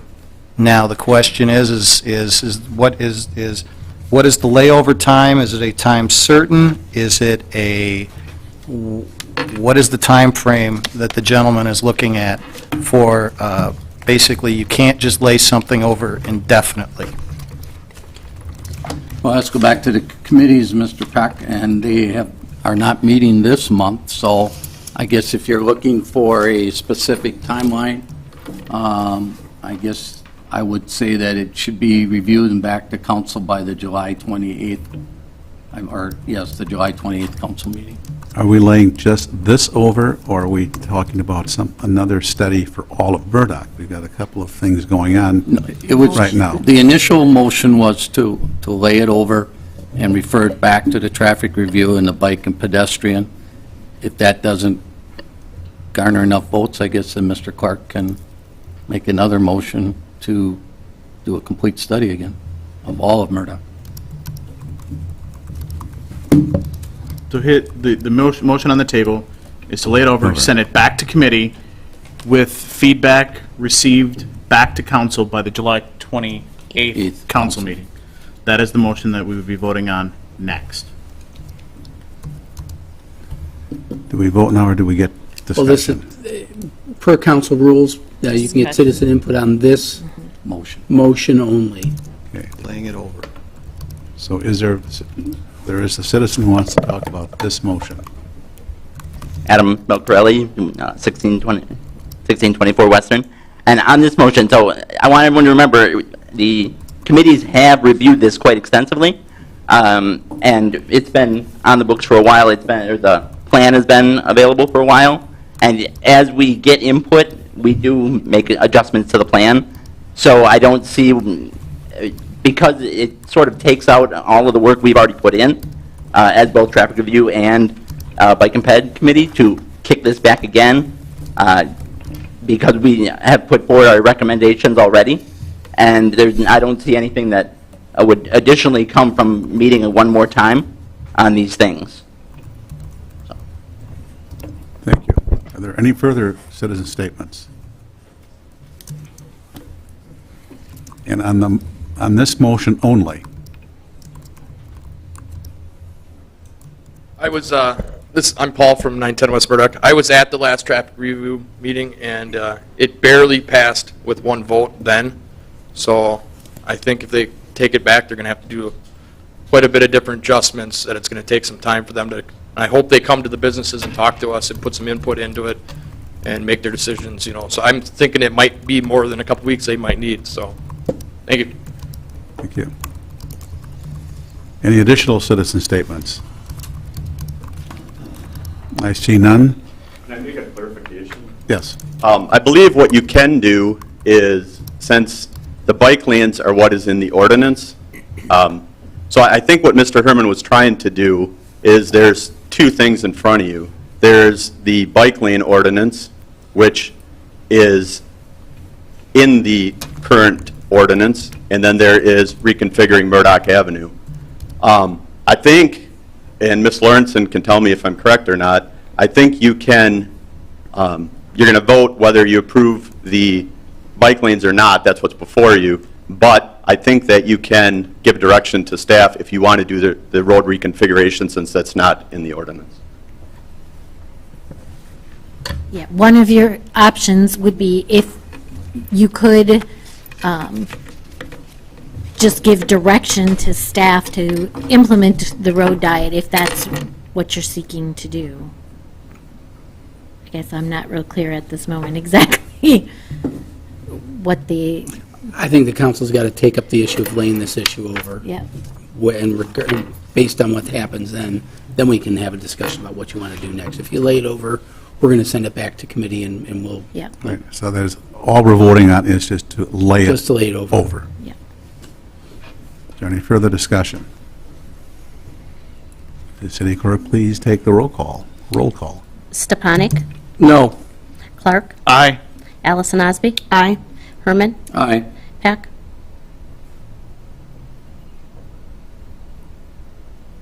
No. Pansky? No. Cummings? No. Lost, 3-4. If I may, Mr. Mayor, I think what the city attorney was suggesting is, if the bike lanes are the issue, you can, the only action item in the ordinance is about the bike lanes. You could simply direct staff, either take no action on this item or vote it down and refer to staff to implement the road diet, the road reconfiguration without any bike lanes. That is an option for the council to consider. That means you could vote the ordinance down and still give us direction to do everything else related to that. That's your choice. I'm not suggesting it, I'm just giving you that I think that's what... That's an option. That's an option that you certainly can consider. Essentially, what that would do is you would not designate the bike lanes, but you would have the reconfiguration of the road, and that would be by direction to staff. I'd like to make a motion to approve ordinance 15-295 as stated in the agenda. That's already on the table. That's back on the table. Okay. That's live. So you can So- call for You a can vote. call the question. You can call the question, which means then we have to vote on it. Calling, if you, yeah. Can we have discussion about what they're proposing? We can still, If it we're still in fails. discussion. Okay, I just want to make sure. Yeah. You can have a discussion. Then, I guess,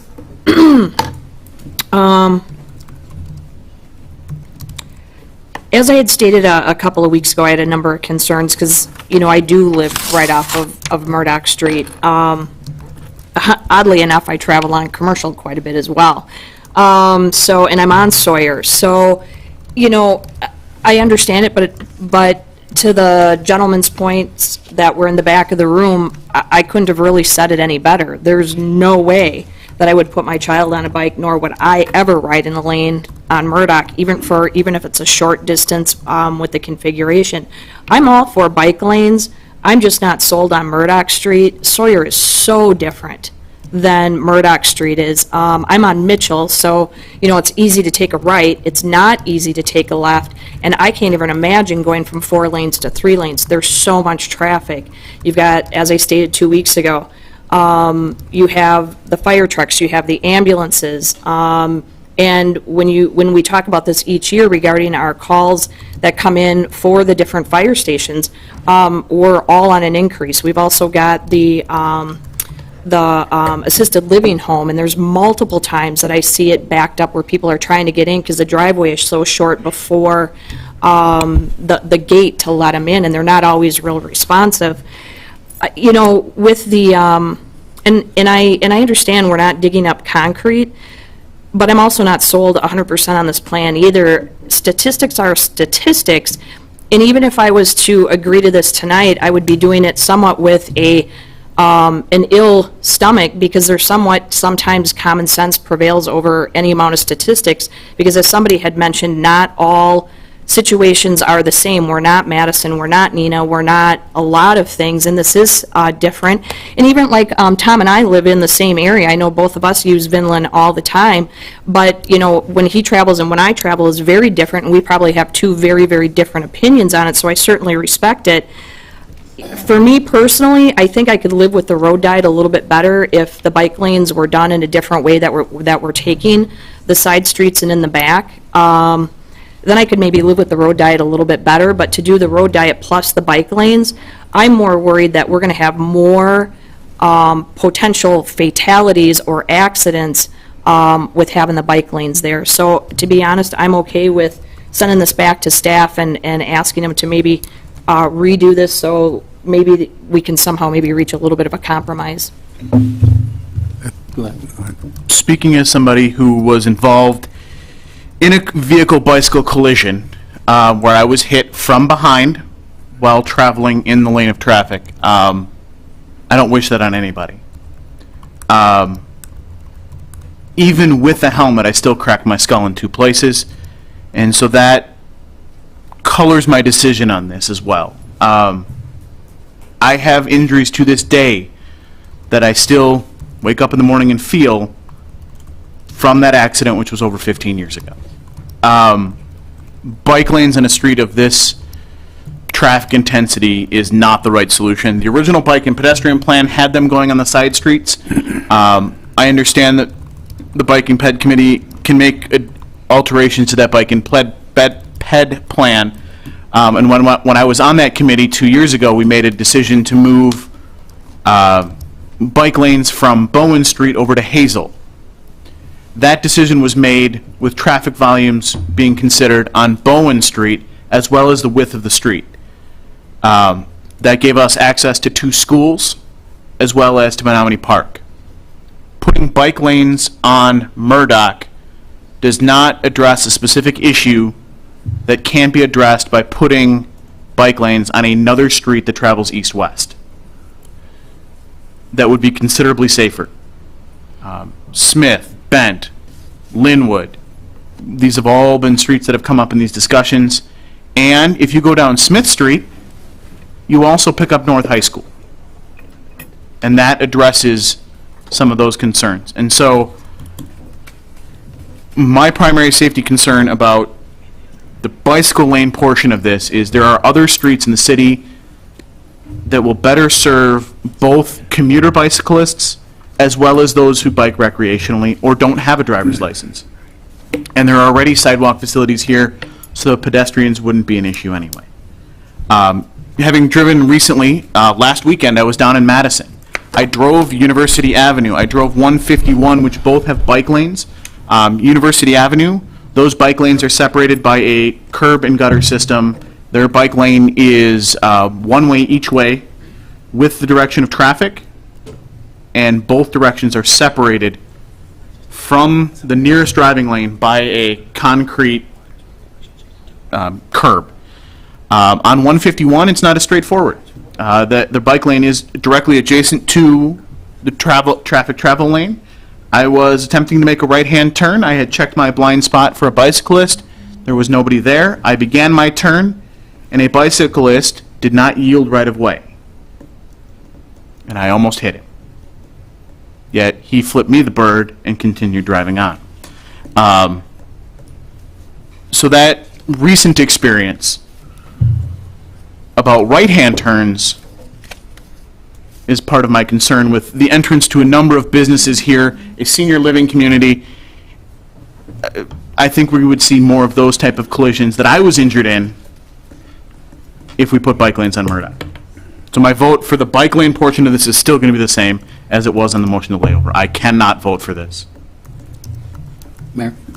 Yes. Just a couple comments off of what Mr. Clark said and Ms. Alison Osby. I too have concerns with the bike lanes. I'm surprised that the bike and ped plan would move the bike lanes from side streets to a street with 10,000 cars a day. That just doesn't really pan out when we had different, and I get it, they can make those changes. It still comes back down to me to, is the road diet the right way to go? I think it is, but yet at the same time, it is a truck route, it is a state route. I have the concerns of, and having been a police officer for 30 years and gone to many, many accidents, turning is by far, anytime a driver has to make a move. And I have some concerns about that. But I also, listening to our business owners, and that's an important piece that we need to listen to. And I know we sent notices out to them, and some of them did make it, and I know some of the other business owners couldn't make it, but they come up with a valid point. When we do these studies, when we do these impacts, is sending a letter out to the business just sufficient, or should we take the extra time? And I compliment Ms. Pansky for taking the time to stop at the business. I think that was a nice gesture in that. And having sat on, like I say, both of those committees, I'm just disappointed that they moved the route to a busier road. And so for that reason, at this point, I'm not going to support the ordinance as presented forward. Mr. Peck? All right. Mr. Clark, I live on Smith Street. Have you ever been on Smith Street in the early morning hours, at the noon hours, in the afternoon hours, and really witnessed what goes on there for bike lanes? As the prevailing side on the motion to lay over, I would move to reconsider the motion to lay over. Now, I believe that, and what I would is, and with that, I would like to lay it over and send it back to committee, and I appreciate all of the action that committees did. I appreciate all of the outreach that staff has done. Yes, the city did notify people. I do appreciate businesses in the area. Yes, they're in the area. We also have residents in the area. We have to make the decision that is in the best interests of 66,363 people, I think it is, on the sign, correct? Close. I think. Close enough. I'm 56, I'm getting old, I'm losing my mind. So with that... You said it, not me. Well, you said, you started a couple of weeks ago. So with that, I would make a motion to reconsider the laying over, and I would like to send it back to traffic review as well as bike and pedestrian, with direction to address a coherent usage for Murdoch Avenue. I'll second that. Discussion? Same time frame? No, and because it is going to go back to them, this will be time indefinite. Mr. Spanik? Obviously, we've stalled on the bike portion. With your direction to committee, could we also throw in a direction to see a proposal of road reconfiguration without the bike lanes? Basically, it's part of defining a comprehensive plan, so, of addressing all of Murdoch. Just to be fussy, because that's what we do You're over just here that kind of a sometimes. guy. The direction to staff when you need to reconsider first. All right. Then you decide on what direction you want to All get right, the staff. well then- Not agreeing or disagreeing with anything you're saying, I'm just being fussy. So then the about- motion to reconsider is on the Yeah, so you table and been just talk about seconded, so. reconsidering, and then once it's back on the table, what direction you can All give right. staff, that's Okay. when you have that discussion. That is our motion to reconsider. Do we have a second, or did we get a second? was a second. I There was a seconded. second, yeah. Seconded. Discussion? Public discussion. I'm just going to make a comment. I'm kind of hearing three different things. We don't want bike lanes. We don't want the road narrowed at all, which means don't do anything. Is that what I'm interpreting from all the comments, both citizens No. and council? No. No, No. no. The, I don't think, I I'm didn't hearing, hear from I'm hearing no anybody. bike lanes. well, this is, Don't narrow the street, which means do nothing. we need, I think we need to vote on the reconsideration first, and then we can have the discussion. Yeah. By Because that's voting- the direction of By staff. voting on the reconsideration, we put that as the primary motion. So we have to vote to reconsider, and then we have to vote on whether or not to lay it over, and that's when we can have the discussion. Correct? Correct. Correct. So So we have we to, reconsidered, then we would put it back on the table, then I would make a motion to lay it over, time indefinite, and send it back to, but we're into discussion, so we need this is to just- discussion on the laying over, or on reconsidering. Reconsidering, pardon my, Right. We have a motion to reconsider. We have a second. Yes, Is it now time to vote? yes. City Clerk, please take the roll. Stepanik, Aye. Clark, aye. Allison Osby, Aye. Herman, Aye. Peck, Aye. Pansky, No. Cummings, Aye. carried 6-1. All right, with that, then I would move to lay 15-295 over. Now it's laid, the motion is laid over. It's No, back on. that was to reconsider That was just to laying it over. reconsider. No, I know that, but isn't the original motion back on the table? No, No, the motion got reconsideration, defeated. It got Let them defeated, finish. which was my original motion that got defeated. He's reconsidering my original Yeah. motion, so it's a new motion. Sorry. The way I understand it. That's from fine. these. Now I because can- he's a member of the now I can majority. do- You don't need to convince me. Now, all right, I know I'm right. We're giving you guys a workout over there. I know Thank I'm right. I will move to lay over 15-295, sending it back to Traffic Review, Advisory Board, the Bike and Ped, as well as staff, for a comprehensive plan to address traffic flow and safety concerns on Murdoch Avenue. Second. Clarification. You mean all of Murdoch? Yes.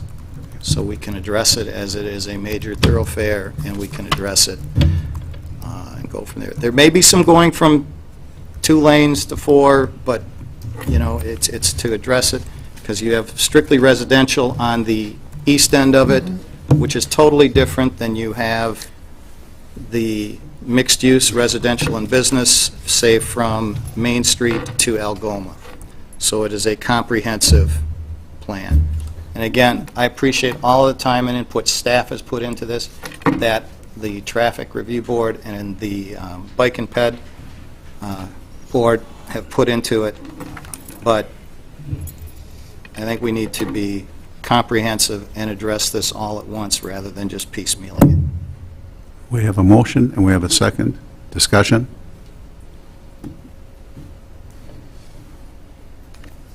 Would the city clerk like to take the roll? Stepanik, Aye. Clark, Aye. Allison Osby, Aye. Herman, Aye. Peck, Aye. Pansky, No. Cummings, Aye. carried 6-1.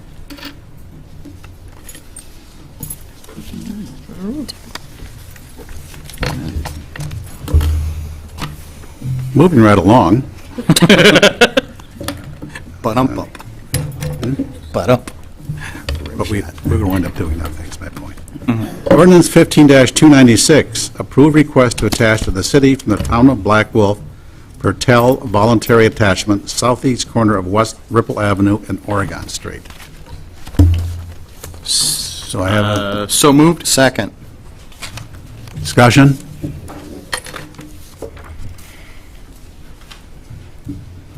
City clerk? Stepanik? Aye. Clark? Aye. Allison Osby? Herman? Aye. Peck? Aye. Pansky? Aye. Cummings? Aye. Carried 7. Ordinance 15-297, approved request to attach to the city from the town of Algoma, Cypress Homes Voluntary Attachment, South 3400 block of West 20th Avenue. So moved? Second. Discussion? City Clerk, please take the roll. Stepanik? Aye. Clark? Aye. Allison Osby? Aye. Herman? Aye. Peck? Aye. Pansky? Aye. Cummings? Aye. Carried 7. Now we have new resolutions. The first is Resolution 15-298, approve annual city licenses, which are renewals. So moved? Second. Discussion? City Clerk? Stepanik? Aye. Clark? Aye. Allison Osby? Aye. Herman? Aye. Peck? Aye. Pansky? Aye. Cummings? Aye. Carried 7. Resolution 15-299, approve a professional service agreement with Walker Parking Consultants to undertake a downtown parking study. So moved? Second. Discussion? I will ask City Manager Roll to explain all the participants in this study. It's not just the city, correct?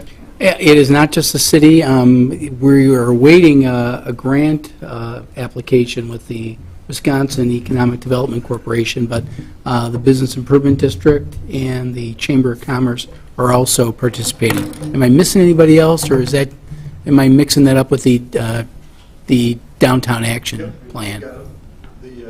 With the parking study, the partnership that we have with that one is the bid is putting in $5,000 into that.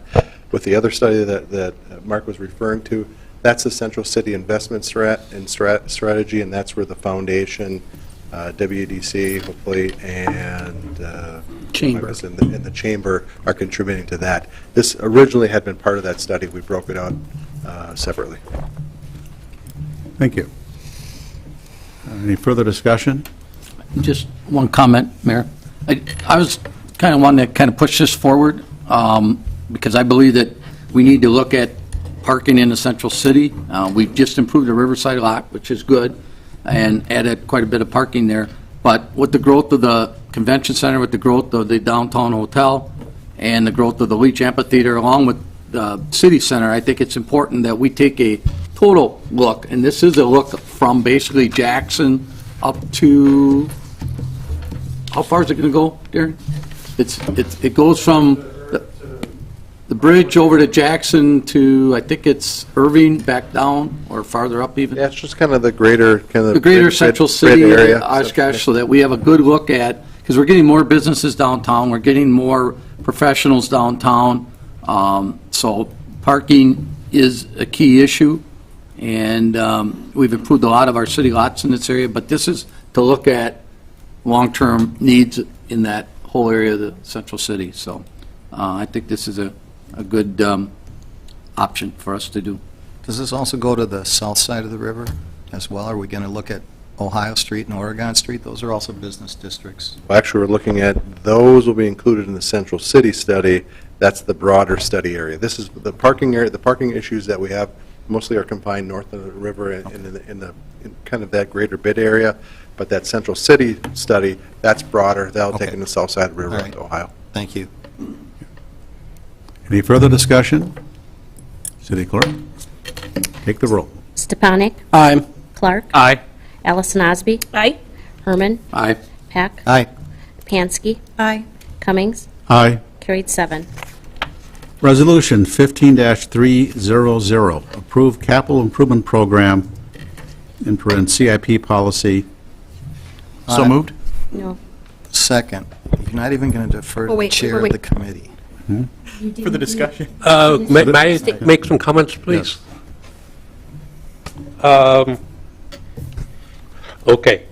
My name's Gary Gray, 815 West Linwood. As you know, CPA practice policies are basically determined by individual cities. There is no legalized policy that needs to be enforced, like perhaps doing a annual audit. Most of the cities, I believe, have 5-year CIP plans. The city of Racine has a 10-year CIP plan. I believe Appleton or Janesville has a 7-year plan, so while they're a little bit unusual, as I said, most people most cities have 5-year plans. There are also best practices for CIP programs that, again, the cities may or may not apply.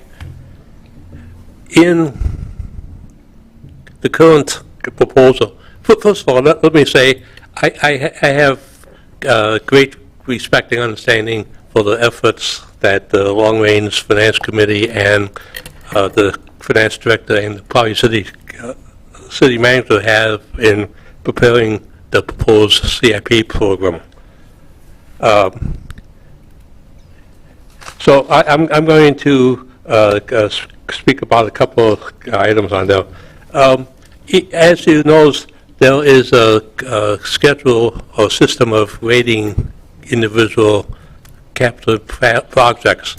There are 13 categories, and those 13 categories have the possibility of being assigned 1 of 4 numbers.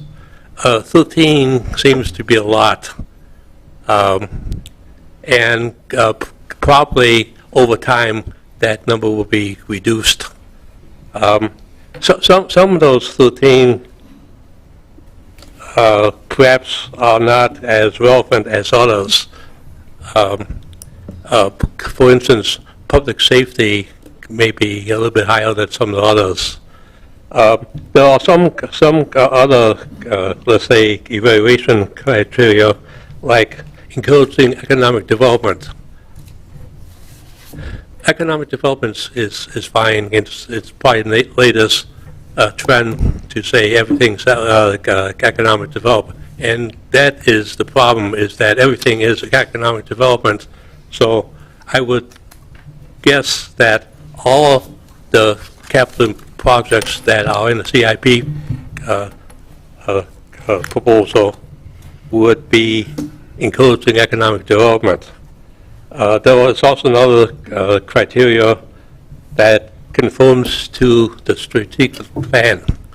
Well, yeah, I believe one of the goals of the strategic plan is to complete the CIP program. Well, that would get to 15 points or 20 points, or what the top number of points. There was also another criteria about the percentage of population served, which sounds good. However, are we talking about city population? Are we talking about population outside the city? Like, for instance, the EMS service is serving people outside the city. Do we count that? Or do we just count the people in the city? Also, one of the methods of determining is 100% of the population being served. I'm not sure if any program serves 100%. Maybe 99.9%, but not 100%. So something like that may be a little bit irrelevant. The council just approved the purchase of 2 Quint fire trucks. Are those Quint fire trucks serving 100% of the population, or are they serving 20% of the population? I guess what I'm saying is it's very difficult, guys, I believe, to determine how much how much the population is being served. Anyhow, let me move on. You're going to have to kind of move this on, too. You've had your 5. Okay. The calendar is over a 12-month period. That's longer than human gestation period. I think that could be nail it down, some of the steps in the calendar could be done within the same month. There are, the other thing I wanted to quickly mention is in the calendar, during the month of July, the city manager is preparing a CIP program, however, which is basically presumably based on the strategic plan, but the strategic plan is being prepared presumably in the month of July. So if we were strategic planning this year, we would be having a CIP program for 2016 and a strategic plan preparing for 2016, 2017, and how can the staff prepare projects based on the strategic plan when it's not developed? I have a couple other points, but I guess I'm running out of time, so thank you. Thank you.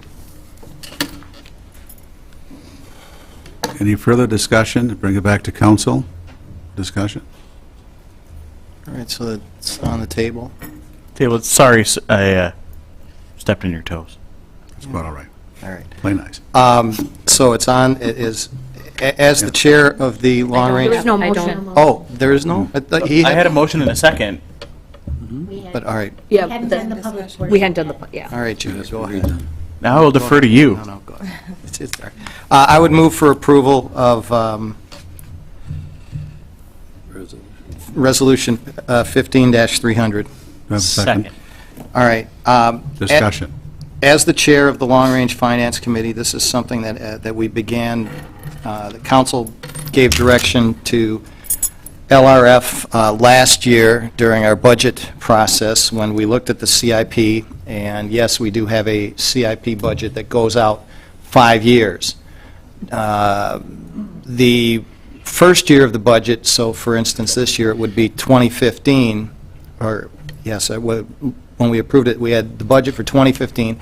That's set in stone. That's the projects that we will do in 2015. 2016, I would say, is probably about a 95% degree of confidence. And then the out years, those are the projects we want to do, but based on, as we saw with Mount Vernon Street, when a sewer decides that its useful life is about up, we have to move something there. So what the charge to Long Range Finance Committee was to develop some type of a scoring system that would allow us to identify projects and then in some way prioritize them based on their needs. And in the previous year, we had the gotta do, the should do, wanna do's, and so this is more of a codification of doing that. And as you see, the scoring system that Mr. Gray noted, the 13 categories,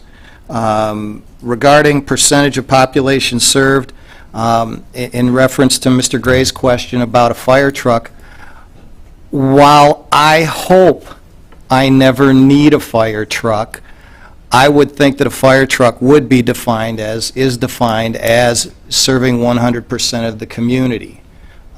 Something like that would also fall under public safety type things. So is that would address, I think that, Gary, does that answer your question related to that? You can just give, is yes or no? Does that answer related to how the percentage would be? I think the council should be aware that this is after this issue. You know, I guess maybe I would agree with you. I'm not sure. I maybe didn't think it through. Okay, all right. But, and then we go from there. Now, the way this, and this will be a moving document. We will be doing these for basically all the projects in the CIP. We'll get this scoring system, and as we move forward into next year for budgeting. So, with that said, I thank the committee for their time. Mr. Chapman put in significant amount of time.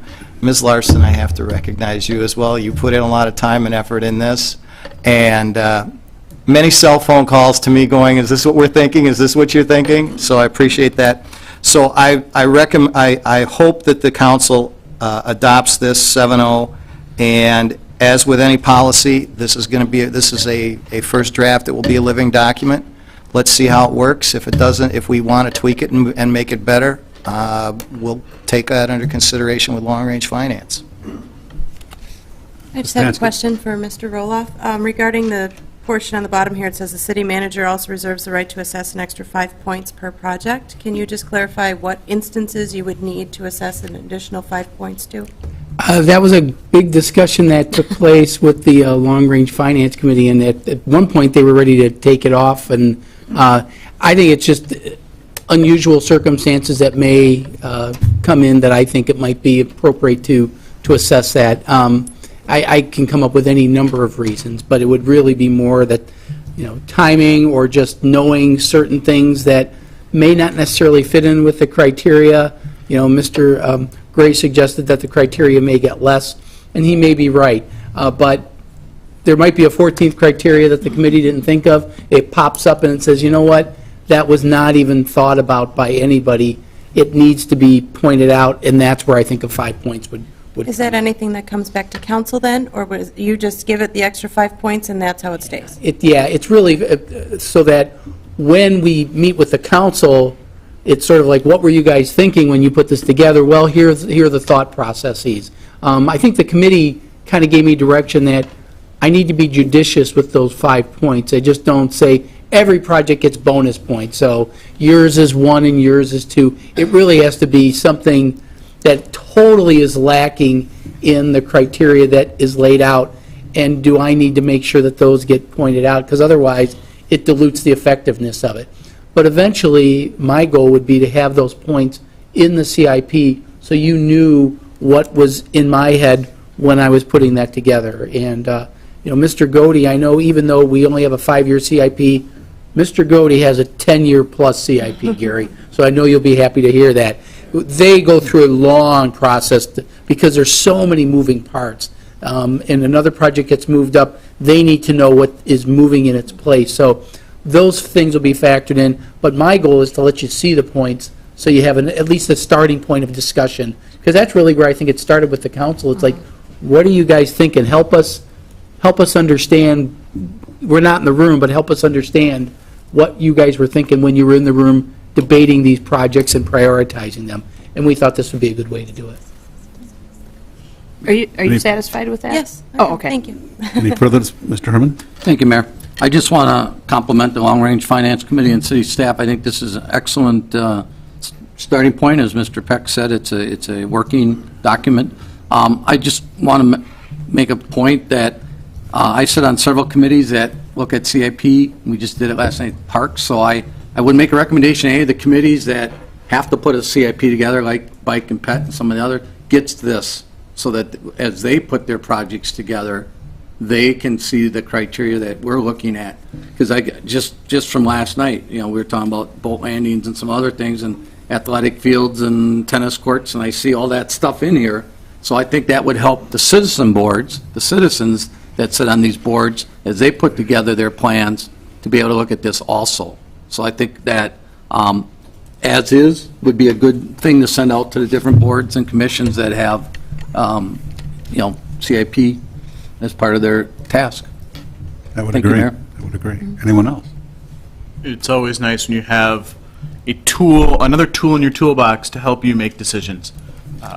So I think that this is a great tool for the citizen boards. It's a great way for us to review, and it is another filter that goes with our strategic plan and helps us make better decisions for our citizens. And I hope it'll make the budgeting process go a bit faster. I'm not making any guarantees of that. I said I hope. Would the city clerk please take the roll call? Stepanik? Aye. Clark? Aye. Allison Osby? Aye. Herman? Aye. Peck? Aye. Pansky? Aye. Cummings? Aye. Carried 7. This takes us to Resolution 15-301, approve council member and mayor salary increase. This was an initiative brought forward by former Mayor Tower just before he retired. Mr. Herman and I served on the committee along with Mr. Fitzgerald. Would you please like to come up and explain the method we used? wait. Mr. Cornell's got a... Oh, Bob Cornell, 548 West Smith. I took some time to read through that particular resolution. It's something that Mr. Tower and I talked about probably 8-10 years ago, because my concern was the amount of the money is immaterial. I couldn't care less. But there was never a provision for review. And I think the thing that makes this resolution as good as it is, that there is a review process, and it will be looked at in a continuous basis. Thank you. No. Fitz.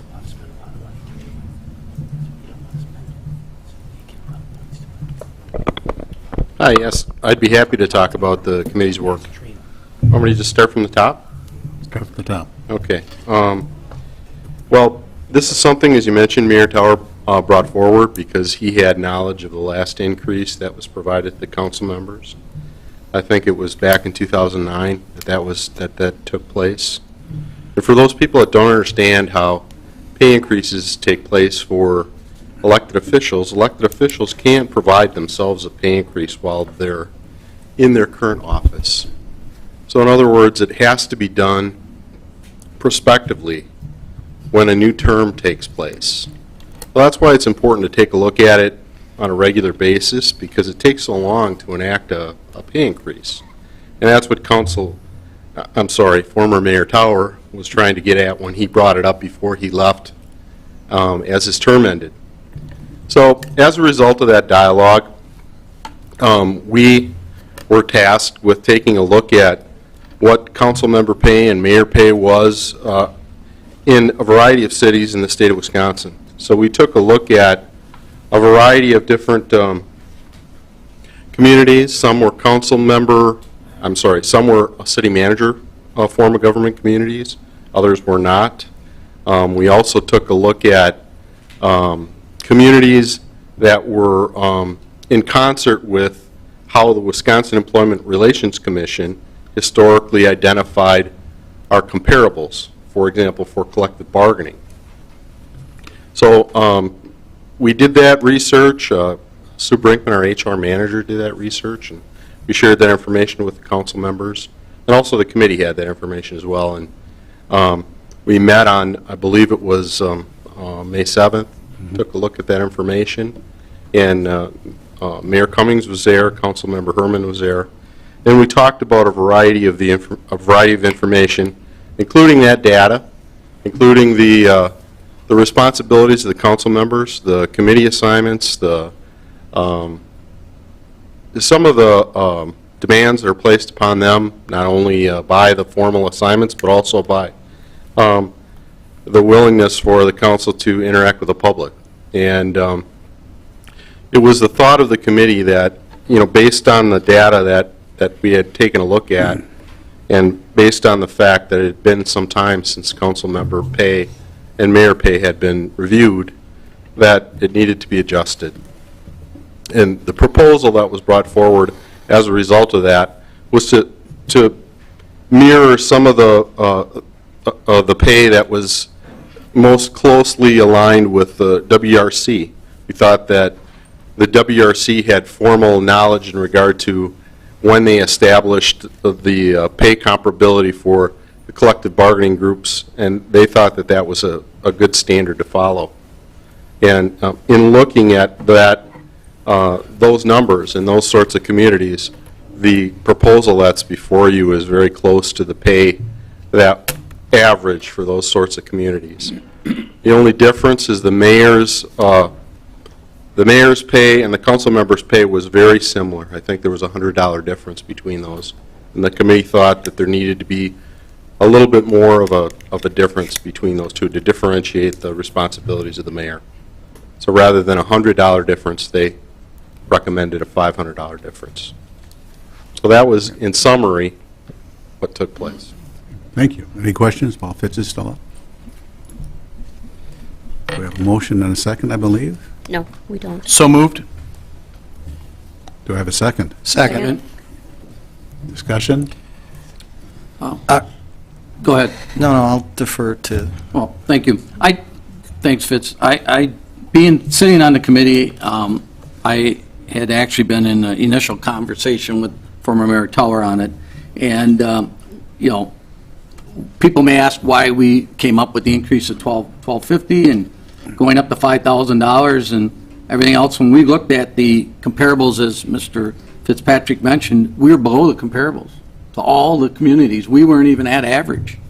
Now, that being said, this is not a full-time job. It is a full-time job, but pay isn't a full-time job. But when you look at, we have 600-plus hour meetings. All of us sit on different boards and commissions. We have workshops. We have other things. It's not about the pay. It's about community service. As Mr. Blassingame said earlier tonight when he got his award, it was about volunteerism. In a lot of ways, we're volunteering, trying to make Oshkosh a better community, a safer community, a better community to live, work, and play in. So compensation is just, that's it. It's compensation. It's a little bit of thank you from the community for the work that we're doing to make Oshkosh a better place to live, work, and play. And as Mr. Fitzpatrick also mentioned, we haven't gotten an increase since '09, and we're still below the medium average in most cases. So we don't get any other compensation. We get a little bit if we go out of town. We get mileage, depending on if we claim it or not. We may get a night's lodging if we go to state conference or something like that. The only real other paid expense we get is the city email. When you look at other communities, there's $150 per month for attending meetings. There's mileage for conferences, which we get. Here's Wisconsin Rapids gives a cell phone stipend of up to $240 a month. We don't get anything for all the phone calls and emails and things that we get. So to me, it just makes sense. And the review part, I think, and Mr. Roloff recommended that along with Mr. Fitzpatrick, made total sense, so that it takes the pressure off of council members, that we do review it on a regular basis so that we don't fall behind and we don't get into 6, 7, 8, 10 years. Because I think it is a piece of the puzzle of everything that we do here in Oshkosh. So I'm going to be in support of this resolution. Thank you, Mayor. Welcome. Mr. Peck? You know, this is a very, very weird situation in that, you know, several of us are voting ourselves a pay increase, okay? And I know that there's those out there that are probably scratching their heads and saying, why should they get a pay increase? As Mr. Herman said, well, personally, pay was not the reason I ran for this office. I ran for this office because I wanted to make Oshkosh a better place to be. I think Mr. Herman put that out. I think everyone that sits up here did that for a reason. And that's the reason we did it. Now, when you look at, as it is involved, when you look at the hours that are put into this, even just looking at putting 20 hours a week in, which is not unheard of. I mean, that's with emails, follow-up with department heads, committee meetings, council meetings, the work that we do outside, following up on things, so we're knowledgeable on the issues. At $20 an hour, that comes to $4.80 an hour.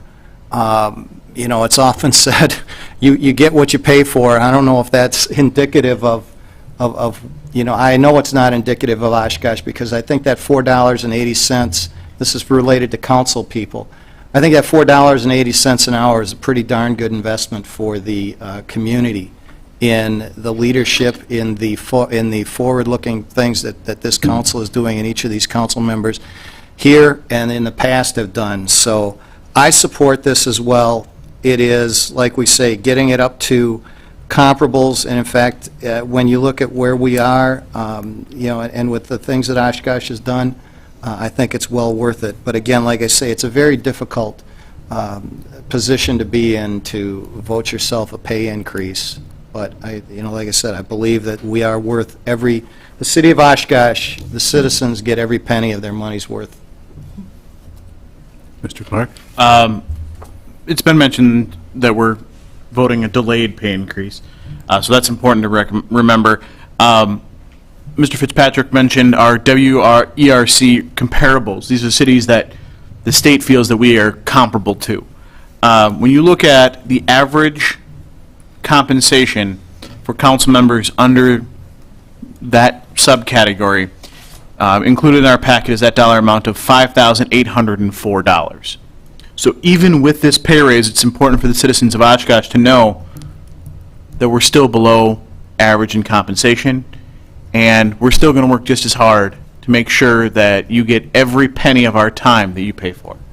So I want to say thank you for the work of the committee and staff on this, and I thank you for the level of detail that you provided us in the packet when it comes to what information you were looking at, how the decision was made, and why it's important.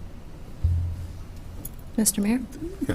When I first ran, I didn't even know that there was compensation involved for being on the city council. It was just something that I was interested in doing.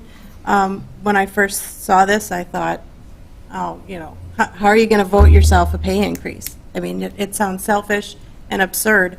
The only thing I'm glad, well, there's a couple things I'm glad to see on here is that the gap between council member and mayor has been a little bit closed. When Mayor Cummings and I were going through all these forums for the last election, it was brought up a couple times, the different role that a mayor would play, and we both, I think as experience on council, we didn't know the difference because neither one of us had been a mayor before. So I think as a council member, I'd like to see that gap closed a little bit between us and the mayor, because I do think we are kind of a unit that works together, even though the mayor does have additional responsibilities, you know, running the meetings and such. It's hard to think about that without being selfish. If I am still on the council and this is effective, kind of what I do is this money from the council goes into a separate account, and that is things that we spend on doing things and going out to eat and trying different restaurants here in Oshkosh. So I will make a commitment to keep that additional money here in the community, which I think most of us do, you know, by supporting our local businesses and our local eating establishments. And I do have a question under Section 3. I don't know if it's just for clarification or if it just, the last sentence there says, timely assess the issue of council member and mayor pay after a new mayor is elected. Should it be if a new mayor is elected? I think the language assumes that we're going to continue with the form that we have, and when the mayor is elected, that the committee would convene and take a look at this issue again. It's really... No matter what. Okay. Basically saying every 2 years. Cycle. You're talking the election cycle. Correct. Okay. And so it's, okay. Thank you. And one more just clarification, I think I might have misspoke before about the differential proposed between council members and the mayor. It's $1,500, not $500. So I'm sorry if I misspoke. Well, I have to admit, like Ms. Pansky, when I was first elected to council and I was sworn in, I went up to Fitt's office and told I got paid, and I did not realize we got paid until I had to I'm in that boat too. fill out all the forms. I found out that we got paid when I had to fill out the paperwork. That's exactly when I found out too. So, if there are no more comments, questions, discussion, would the city clerk please take the roll? Stepanik? Aye. Clark? Aye. Allison Osby? Aye. Herman? Aye. Peck? Aye. Pansky? Aye. Cummings? Aye. Carried 7. Next on the agenda is council discussion, direction to city manager, and future agenda items. First, we have the 2016 budget preparation schedule. Yes, Ms. Larson had sent to you the schedule of the 6 budget workshops. 3 are sort of pre-budget submittal, and 3 are post-budget submittal to the council. Just hope you've looked at your calendar. Some of you have already responded, and I really appreciated that. The first workshop is scheduled for next month, July 22nd. I believe that that's a Monday. No, excuse me, it's a Wednesday, excuse me. So it'll be a Wednesday. The time to be determined, I think the idea was typically around 5 o'clock or something like that, unless council has other thoughts on that matter. That's budget kickoff. We talk about benefits, really taking off from what we had with our workshop this afternoon. For example, on that July 22nd date, that would be the 3rd Wednesday, so we'd have a Transit Advisory Board meeting at 4:10. Fourth Wednesday. There's four, So- there's 5 Wednesdays, it's the fourth Wednesday. No, ours are always the, Yeah, if you're saying the yep, third. okay. Yeah. This is well, there's This is still- the fourth Wednesday in July. That would be the if fourth there is Wednesday. another committee or board beforehand, do you recommend cutting that short to make the budget? Or we can workshops, accommodate, we can maybe make it at 5:30 to give the committee a little more time to work on that. If you've got a committee meeting, I think we need to accommodate council members for that. October 21st would be one, that's the third Wednesday. Is it the third or fourth Wednesday that you meet? We are the third Wednesday. Oh, okay, so the 22nd isn't the problem, but in, October, that would be. yeah, that would be. Or we just, with that one, you're going to need, that's one of your marathon sessions. So we will make adjustments in transit. Yeah, we'll have to figure out something to do with transit there. But the idea is that the budget hearing would be November 10th, and the approval would be November 24th. But those are the workshops, unless there's some major conflicts. The question I have is for the budget hearing, we had talked about doing a day session, so is that what you're thinking for that day? We just, when Mayor, if you guys remember, when Mayor Tower was here, we had brought it up, we had discussed it a couple of times last year, and we had talked about instead of having it as 2 evening sessions when staff is tapped out, or department heads are tapped out, we're tapped out, we talked about having it during the day, either in 2 parts or 1 full day. Yeah, I know that was discussed, and we didn't hear any closure on that, so we just went forward with status quo on that. Well, actually, I had 2 council members, or actually 1, bring it up that we just thought that that was how we were moving forward this year. We can certainly do that. That's why it's on the agenda for you to comment on. What does the rest of the council think? Well, I guess, first off, are we looking at the workshops, and it would just be the budget hearing, which would be that's when staff comes in front of us, is that correct? Or are you looking at staff at the November 4th date? And, because I'm the one, too, that I mentioned to Councilmember Allison Osby about it, because we had talked about how the county board had done theirs. We thought that was a little more effective than having everybody work all day long, not only staff, but those on council that work, and then try to do 4 or 5 hours, because attention span is 90 minutes at a time, and we don't take breaks, because we'd be here till midnight, 1 o'clock. So there was some discussion, and I thought direction, too, that we would look at when the departments give their budget to council, that we would be doing it during the day, and council would know far enough advance that they have to take off of work or whatever, that they could do that. Workshops 4 through 6 are intended to be what are typically referred to as marathon sessions, because we have departments identified, and we go until we're done. We're certainly amenable to whatever the council wants. If you want to do that, it would probably, the budget would still be delivered somewhere around, I'm going to say October 9th, generally is what we would be shooting for to get the councils. So we could have it, the 10th wouldn't be appropriate, but anytime the 17th, 24th, or 24th, we could do that. It's the council's pleasure.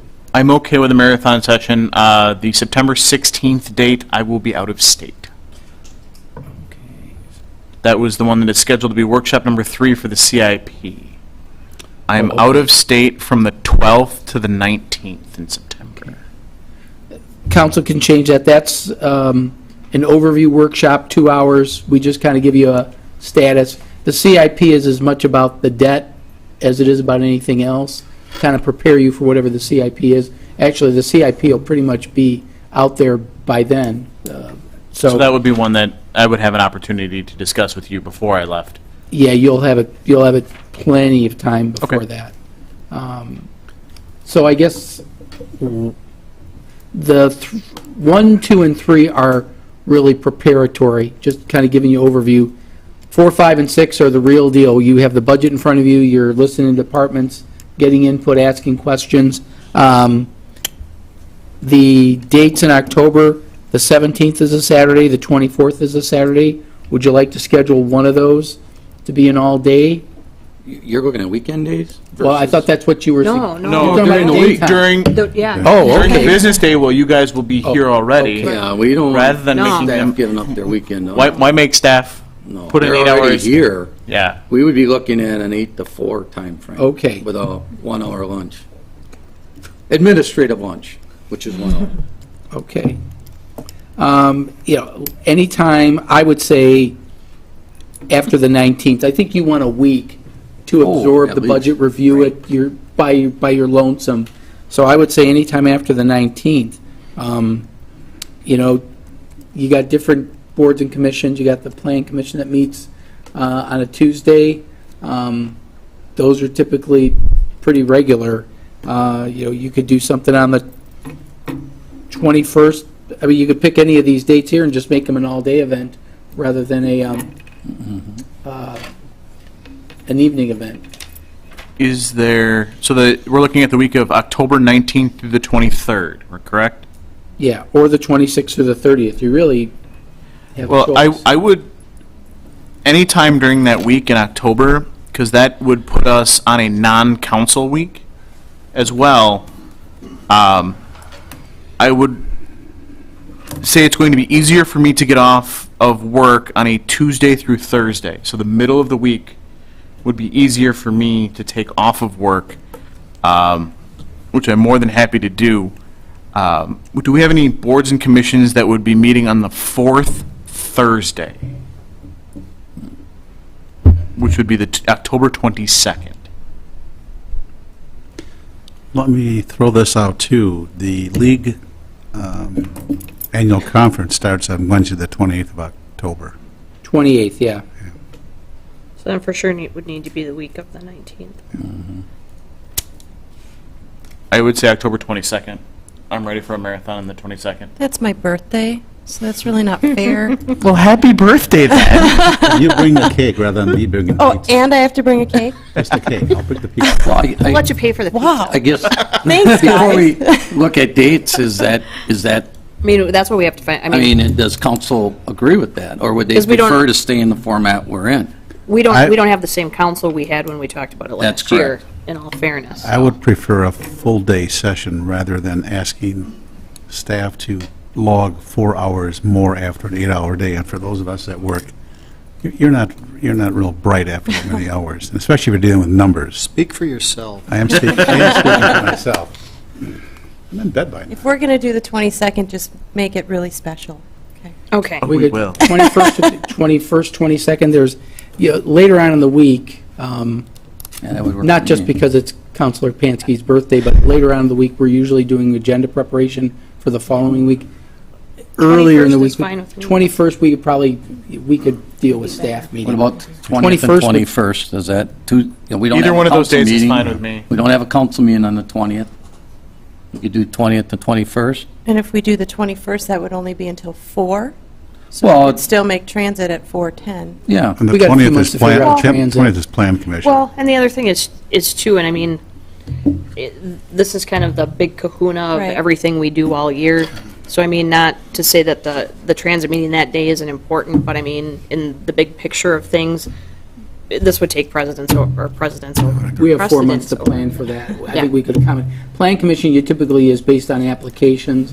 It's tougher with Plan Commission, probably a little easier with transit. Right. And if need be, we could make your day a marathon, and we could maybe move the transit back to maybe 5 o'clock or something. Right. Same thing with the planning commission. I mean, if we're looking at 8 to 4, you could adjust whose budgets get talked on Tuesday versus Wednesday, and if they need to be available to get to a 4:30 planning commission meeting. Plan commission is 4, and there have been occasions where there is no plan commission meeting because there's nothing for the agenda. Right, and that happens on, like, this month. In some cases, they're very Two of my short. boards, parking utility and traffic review did not meet this month, so that happens once in a while, but, I just think, I mean, we could, if you look at the budget review and we could schedule the workshop on the November 4th as is, because that might be changes and things that would be there, but at least hearing the two departments,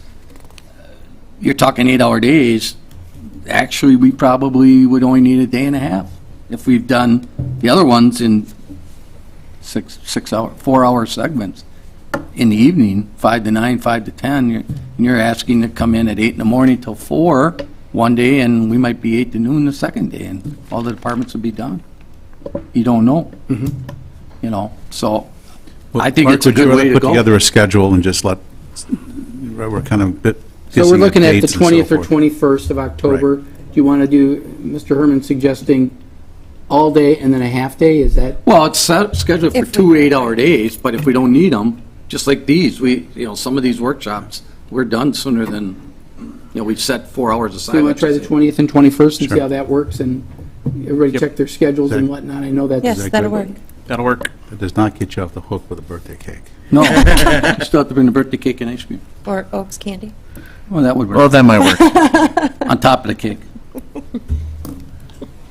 All right, very good.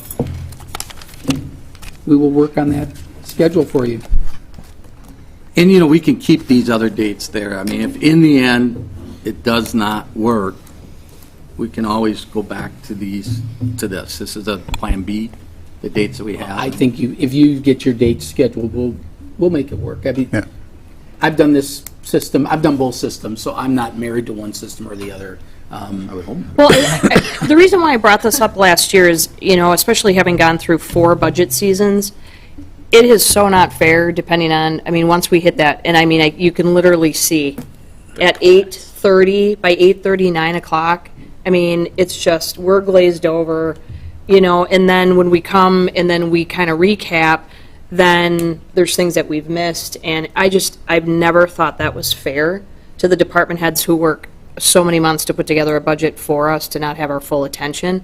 And not that it's going to be any easier, to have a full day session, but at least, hopefully everybody's good to go in the morning. And I just think it's giving time to staff who's worked extremely hard to have our full attention. I just think it's easier during the day than at night. And I I think would Mr. agree. Peck could speak to it better than me, but I've sat in on a couple county board budget meetings based on my job at the sheriff's office. They take a few breaks here and there. You go 2.5 hours, maybe take a half-hour break. When you have that time frame set up, you can adjust a little bit because it's the same thing. If you go more than 2 hours, it's hard to digest everything.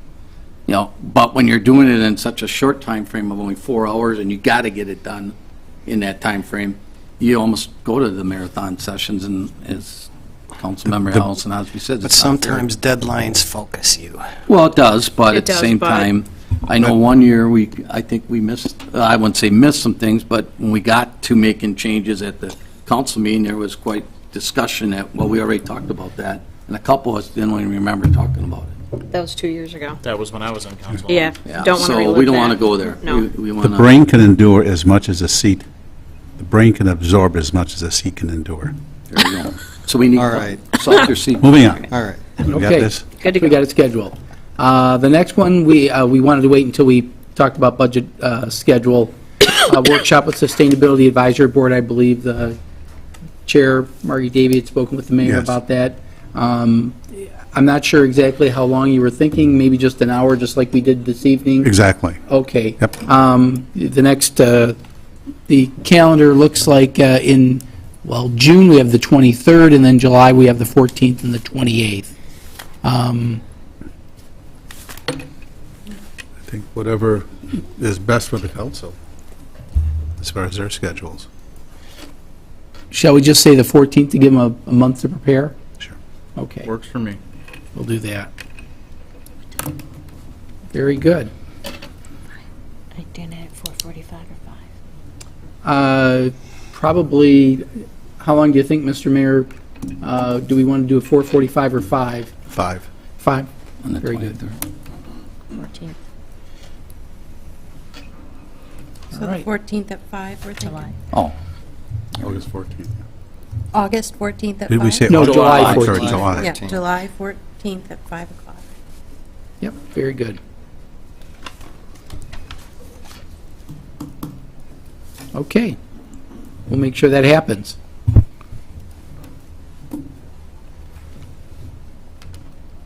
Next is me, which is discussion on boards and commissions, and it's really attendance. This has come up quite a bit where there are certain boards or commissions that do not have a majority because not all the members show up.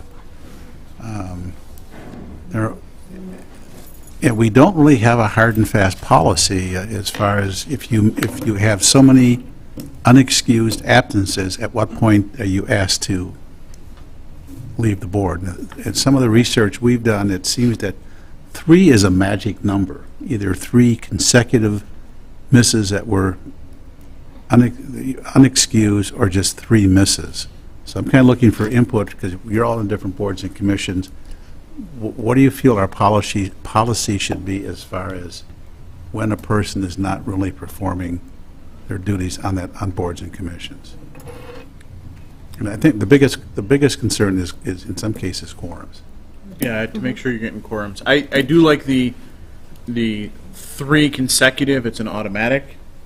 You're going to miss some here and there for any number of reasons, but 3 unexcused absences without 24-hour notice, I think, is fair. Are you looking at it, Mayor, as more of a council rules, or do you want more of a policy?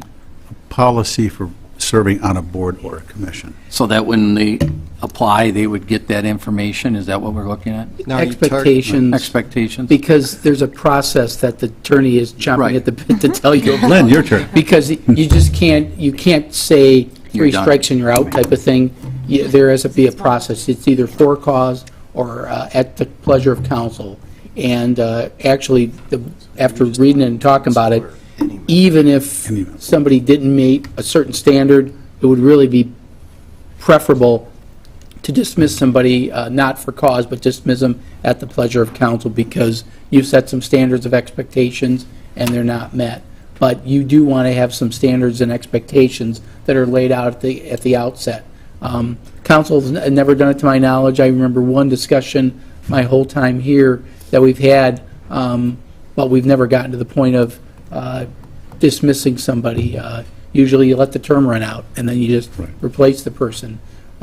But it wouldn't be hard and fast, wouldn't be a 3 strikes you're out.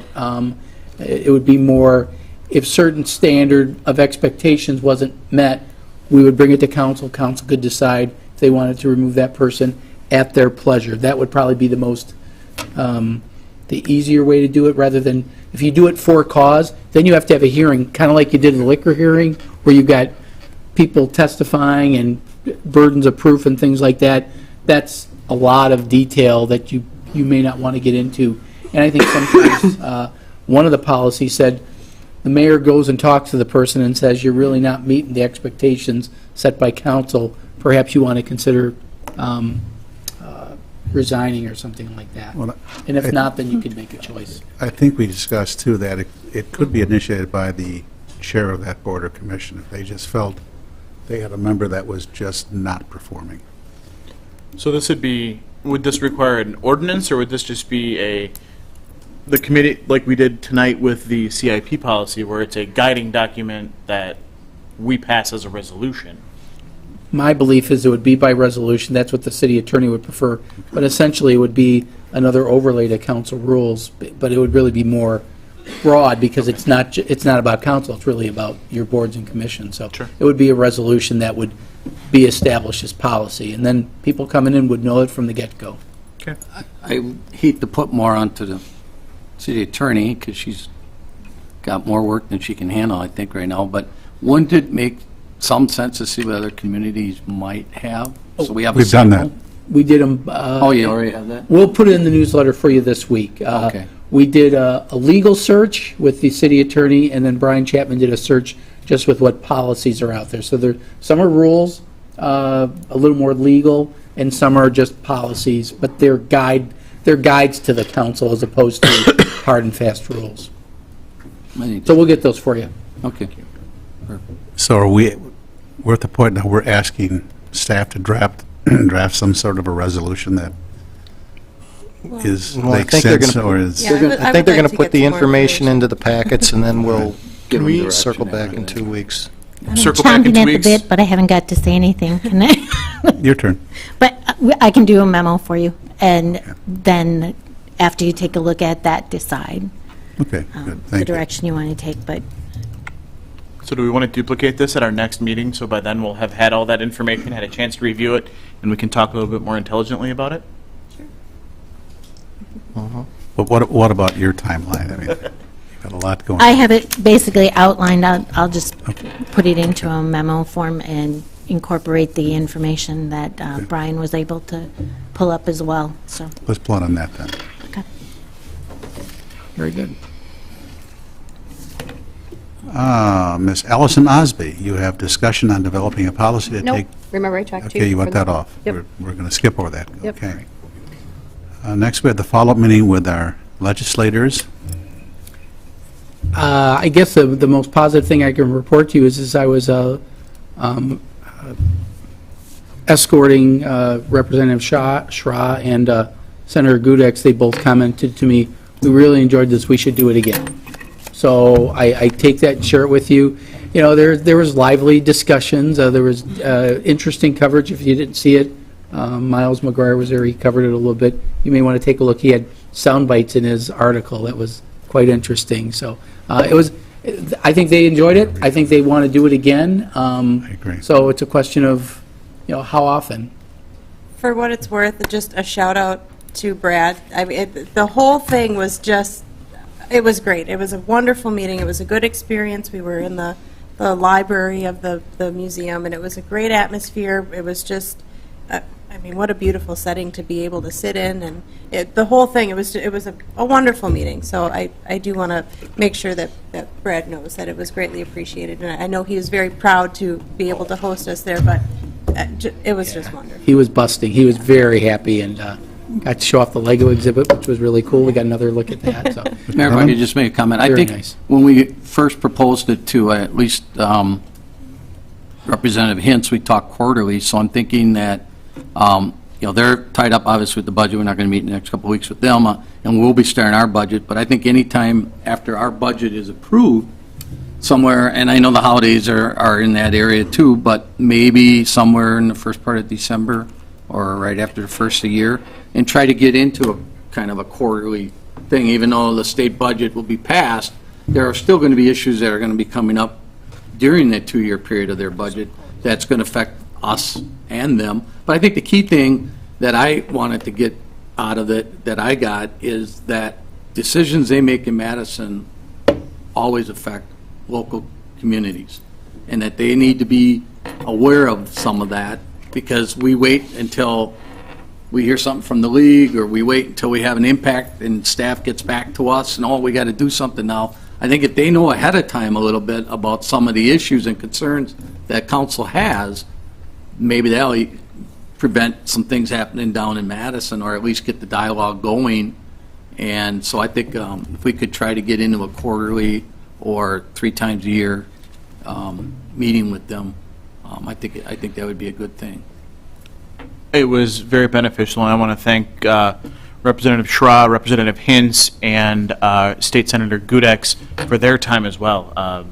It was really nice to get some perspective from them, and it was nice to be able to have a forum to discuss some of the feedback that we get from citizens with them in a formal fashion. So I really like the idea of making it a regular occurrence. And I would definitely go for quarterly.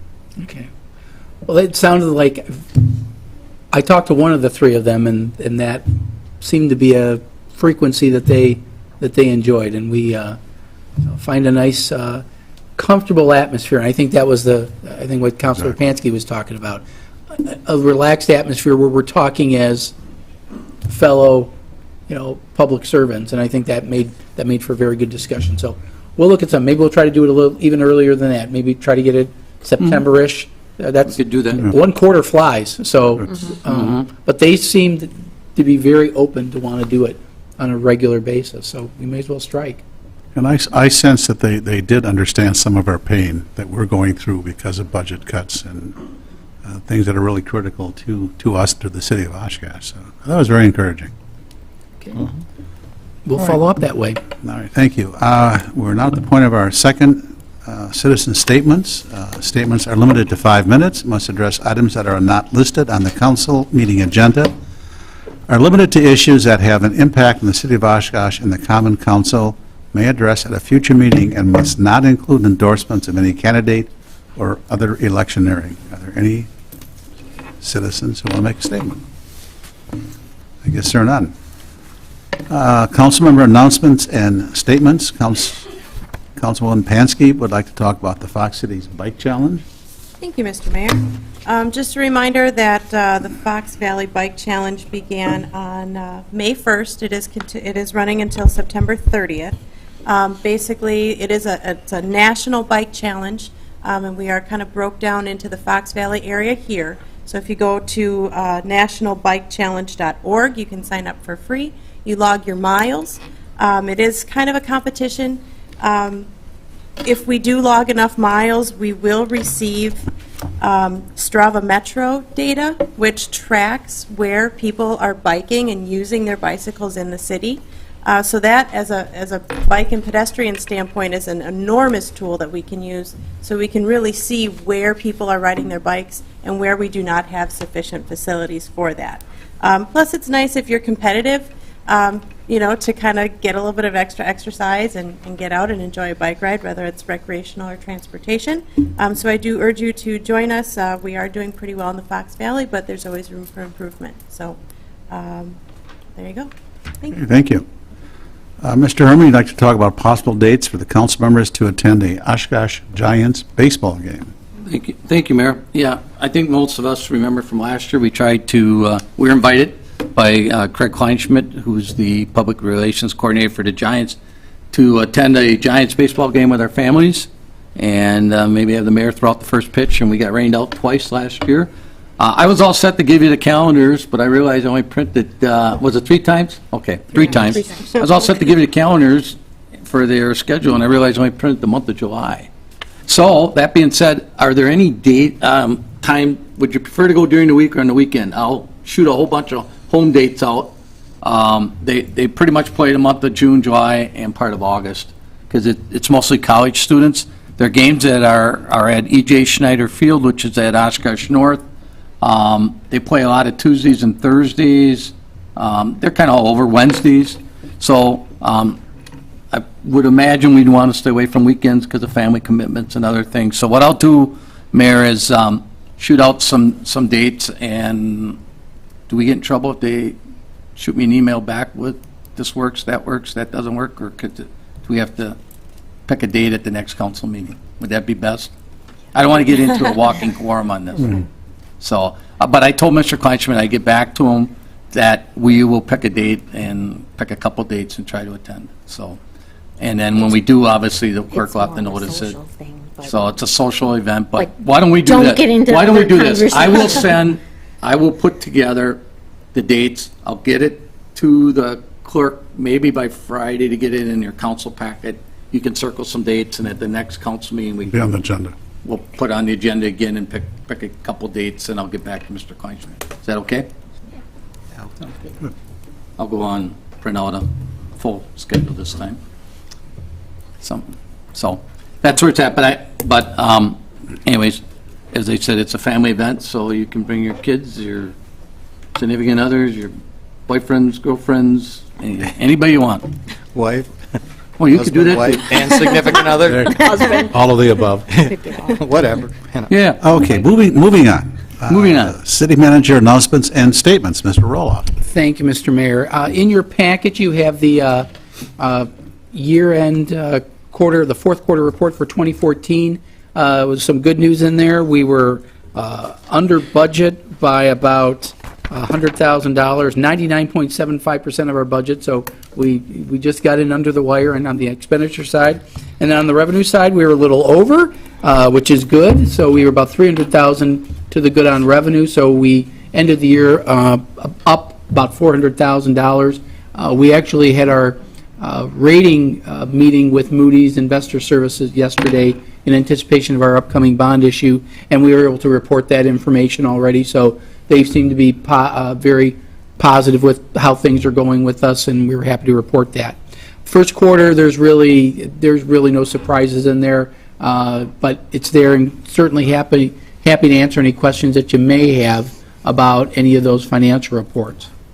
If not, I just want to report to you, There's also in the agenda packet a memo that staff prepared for me to report to you about the Sawyer Creek modeling. With all the work we've done out in Sawyer Creek, by law or by regulation, we're required to do a post improvement report on how well we've done to improve flood control in the area. This is a little bit of a challenge because they've kind of changed how the target is adopted, but we're going to show improvement. That's even though they've moved the target a little bit, we're going to be able to show substantial improvement, but we have to quantify that. We just can't say, we've had many people say, oh, anecdotally, I can tell you it's a big improvement. The DNR wants a little bit more data, and so we are required to do this, and so we're grouping a few of the projects together with the James Road and the other projects that we've done in that area. Okay, thank you. That one was on flood control, or does it also include TSS reduction in the total suspended solids is TSS for the citizens? Sorry. This is only for flood control. It's updating the FEMA floodplain maps. Okay, thank you. That's all I have, Mr. Mayor. Anyone else?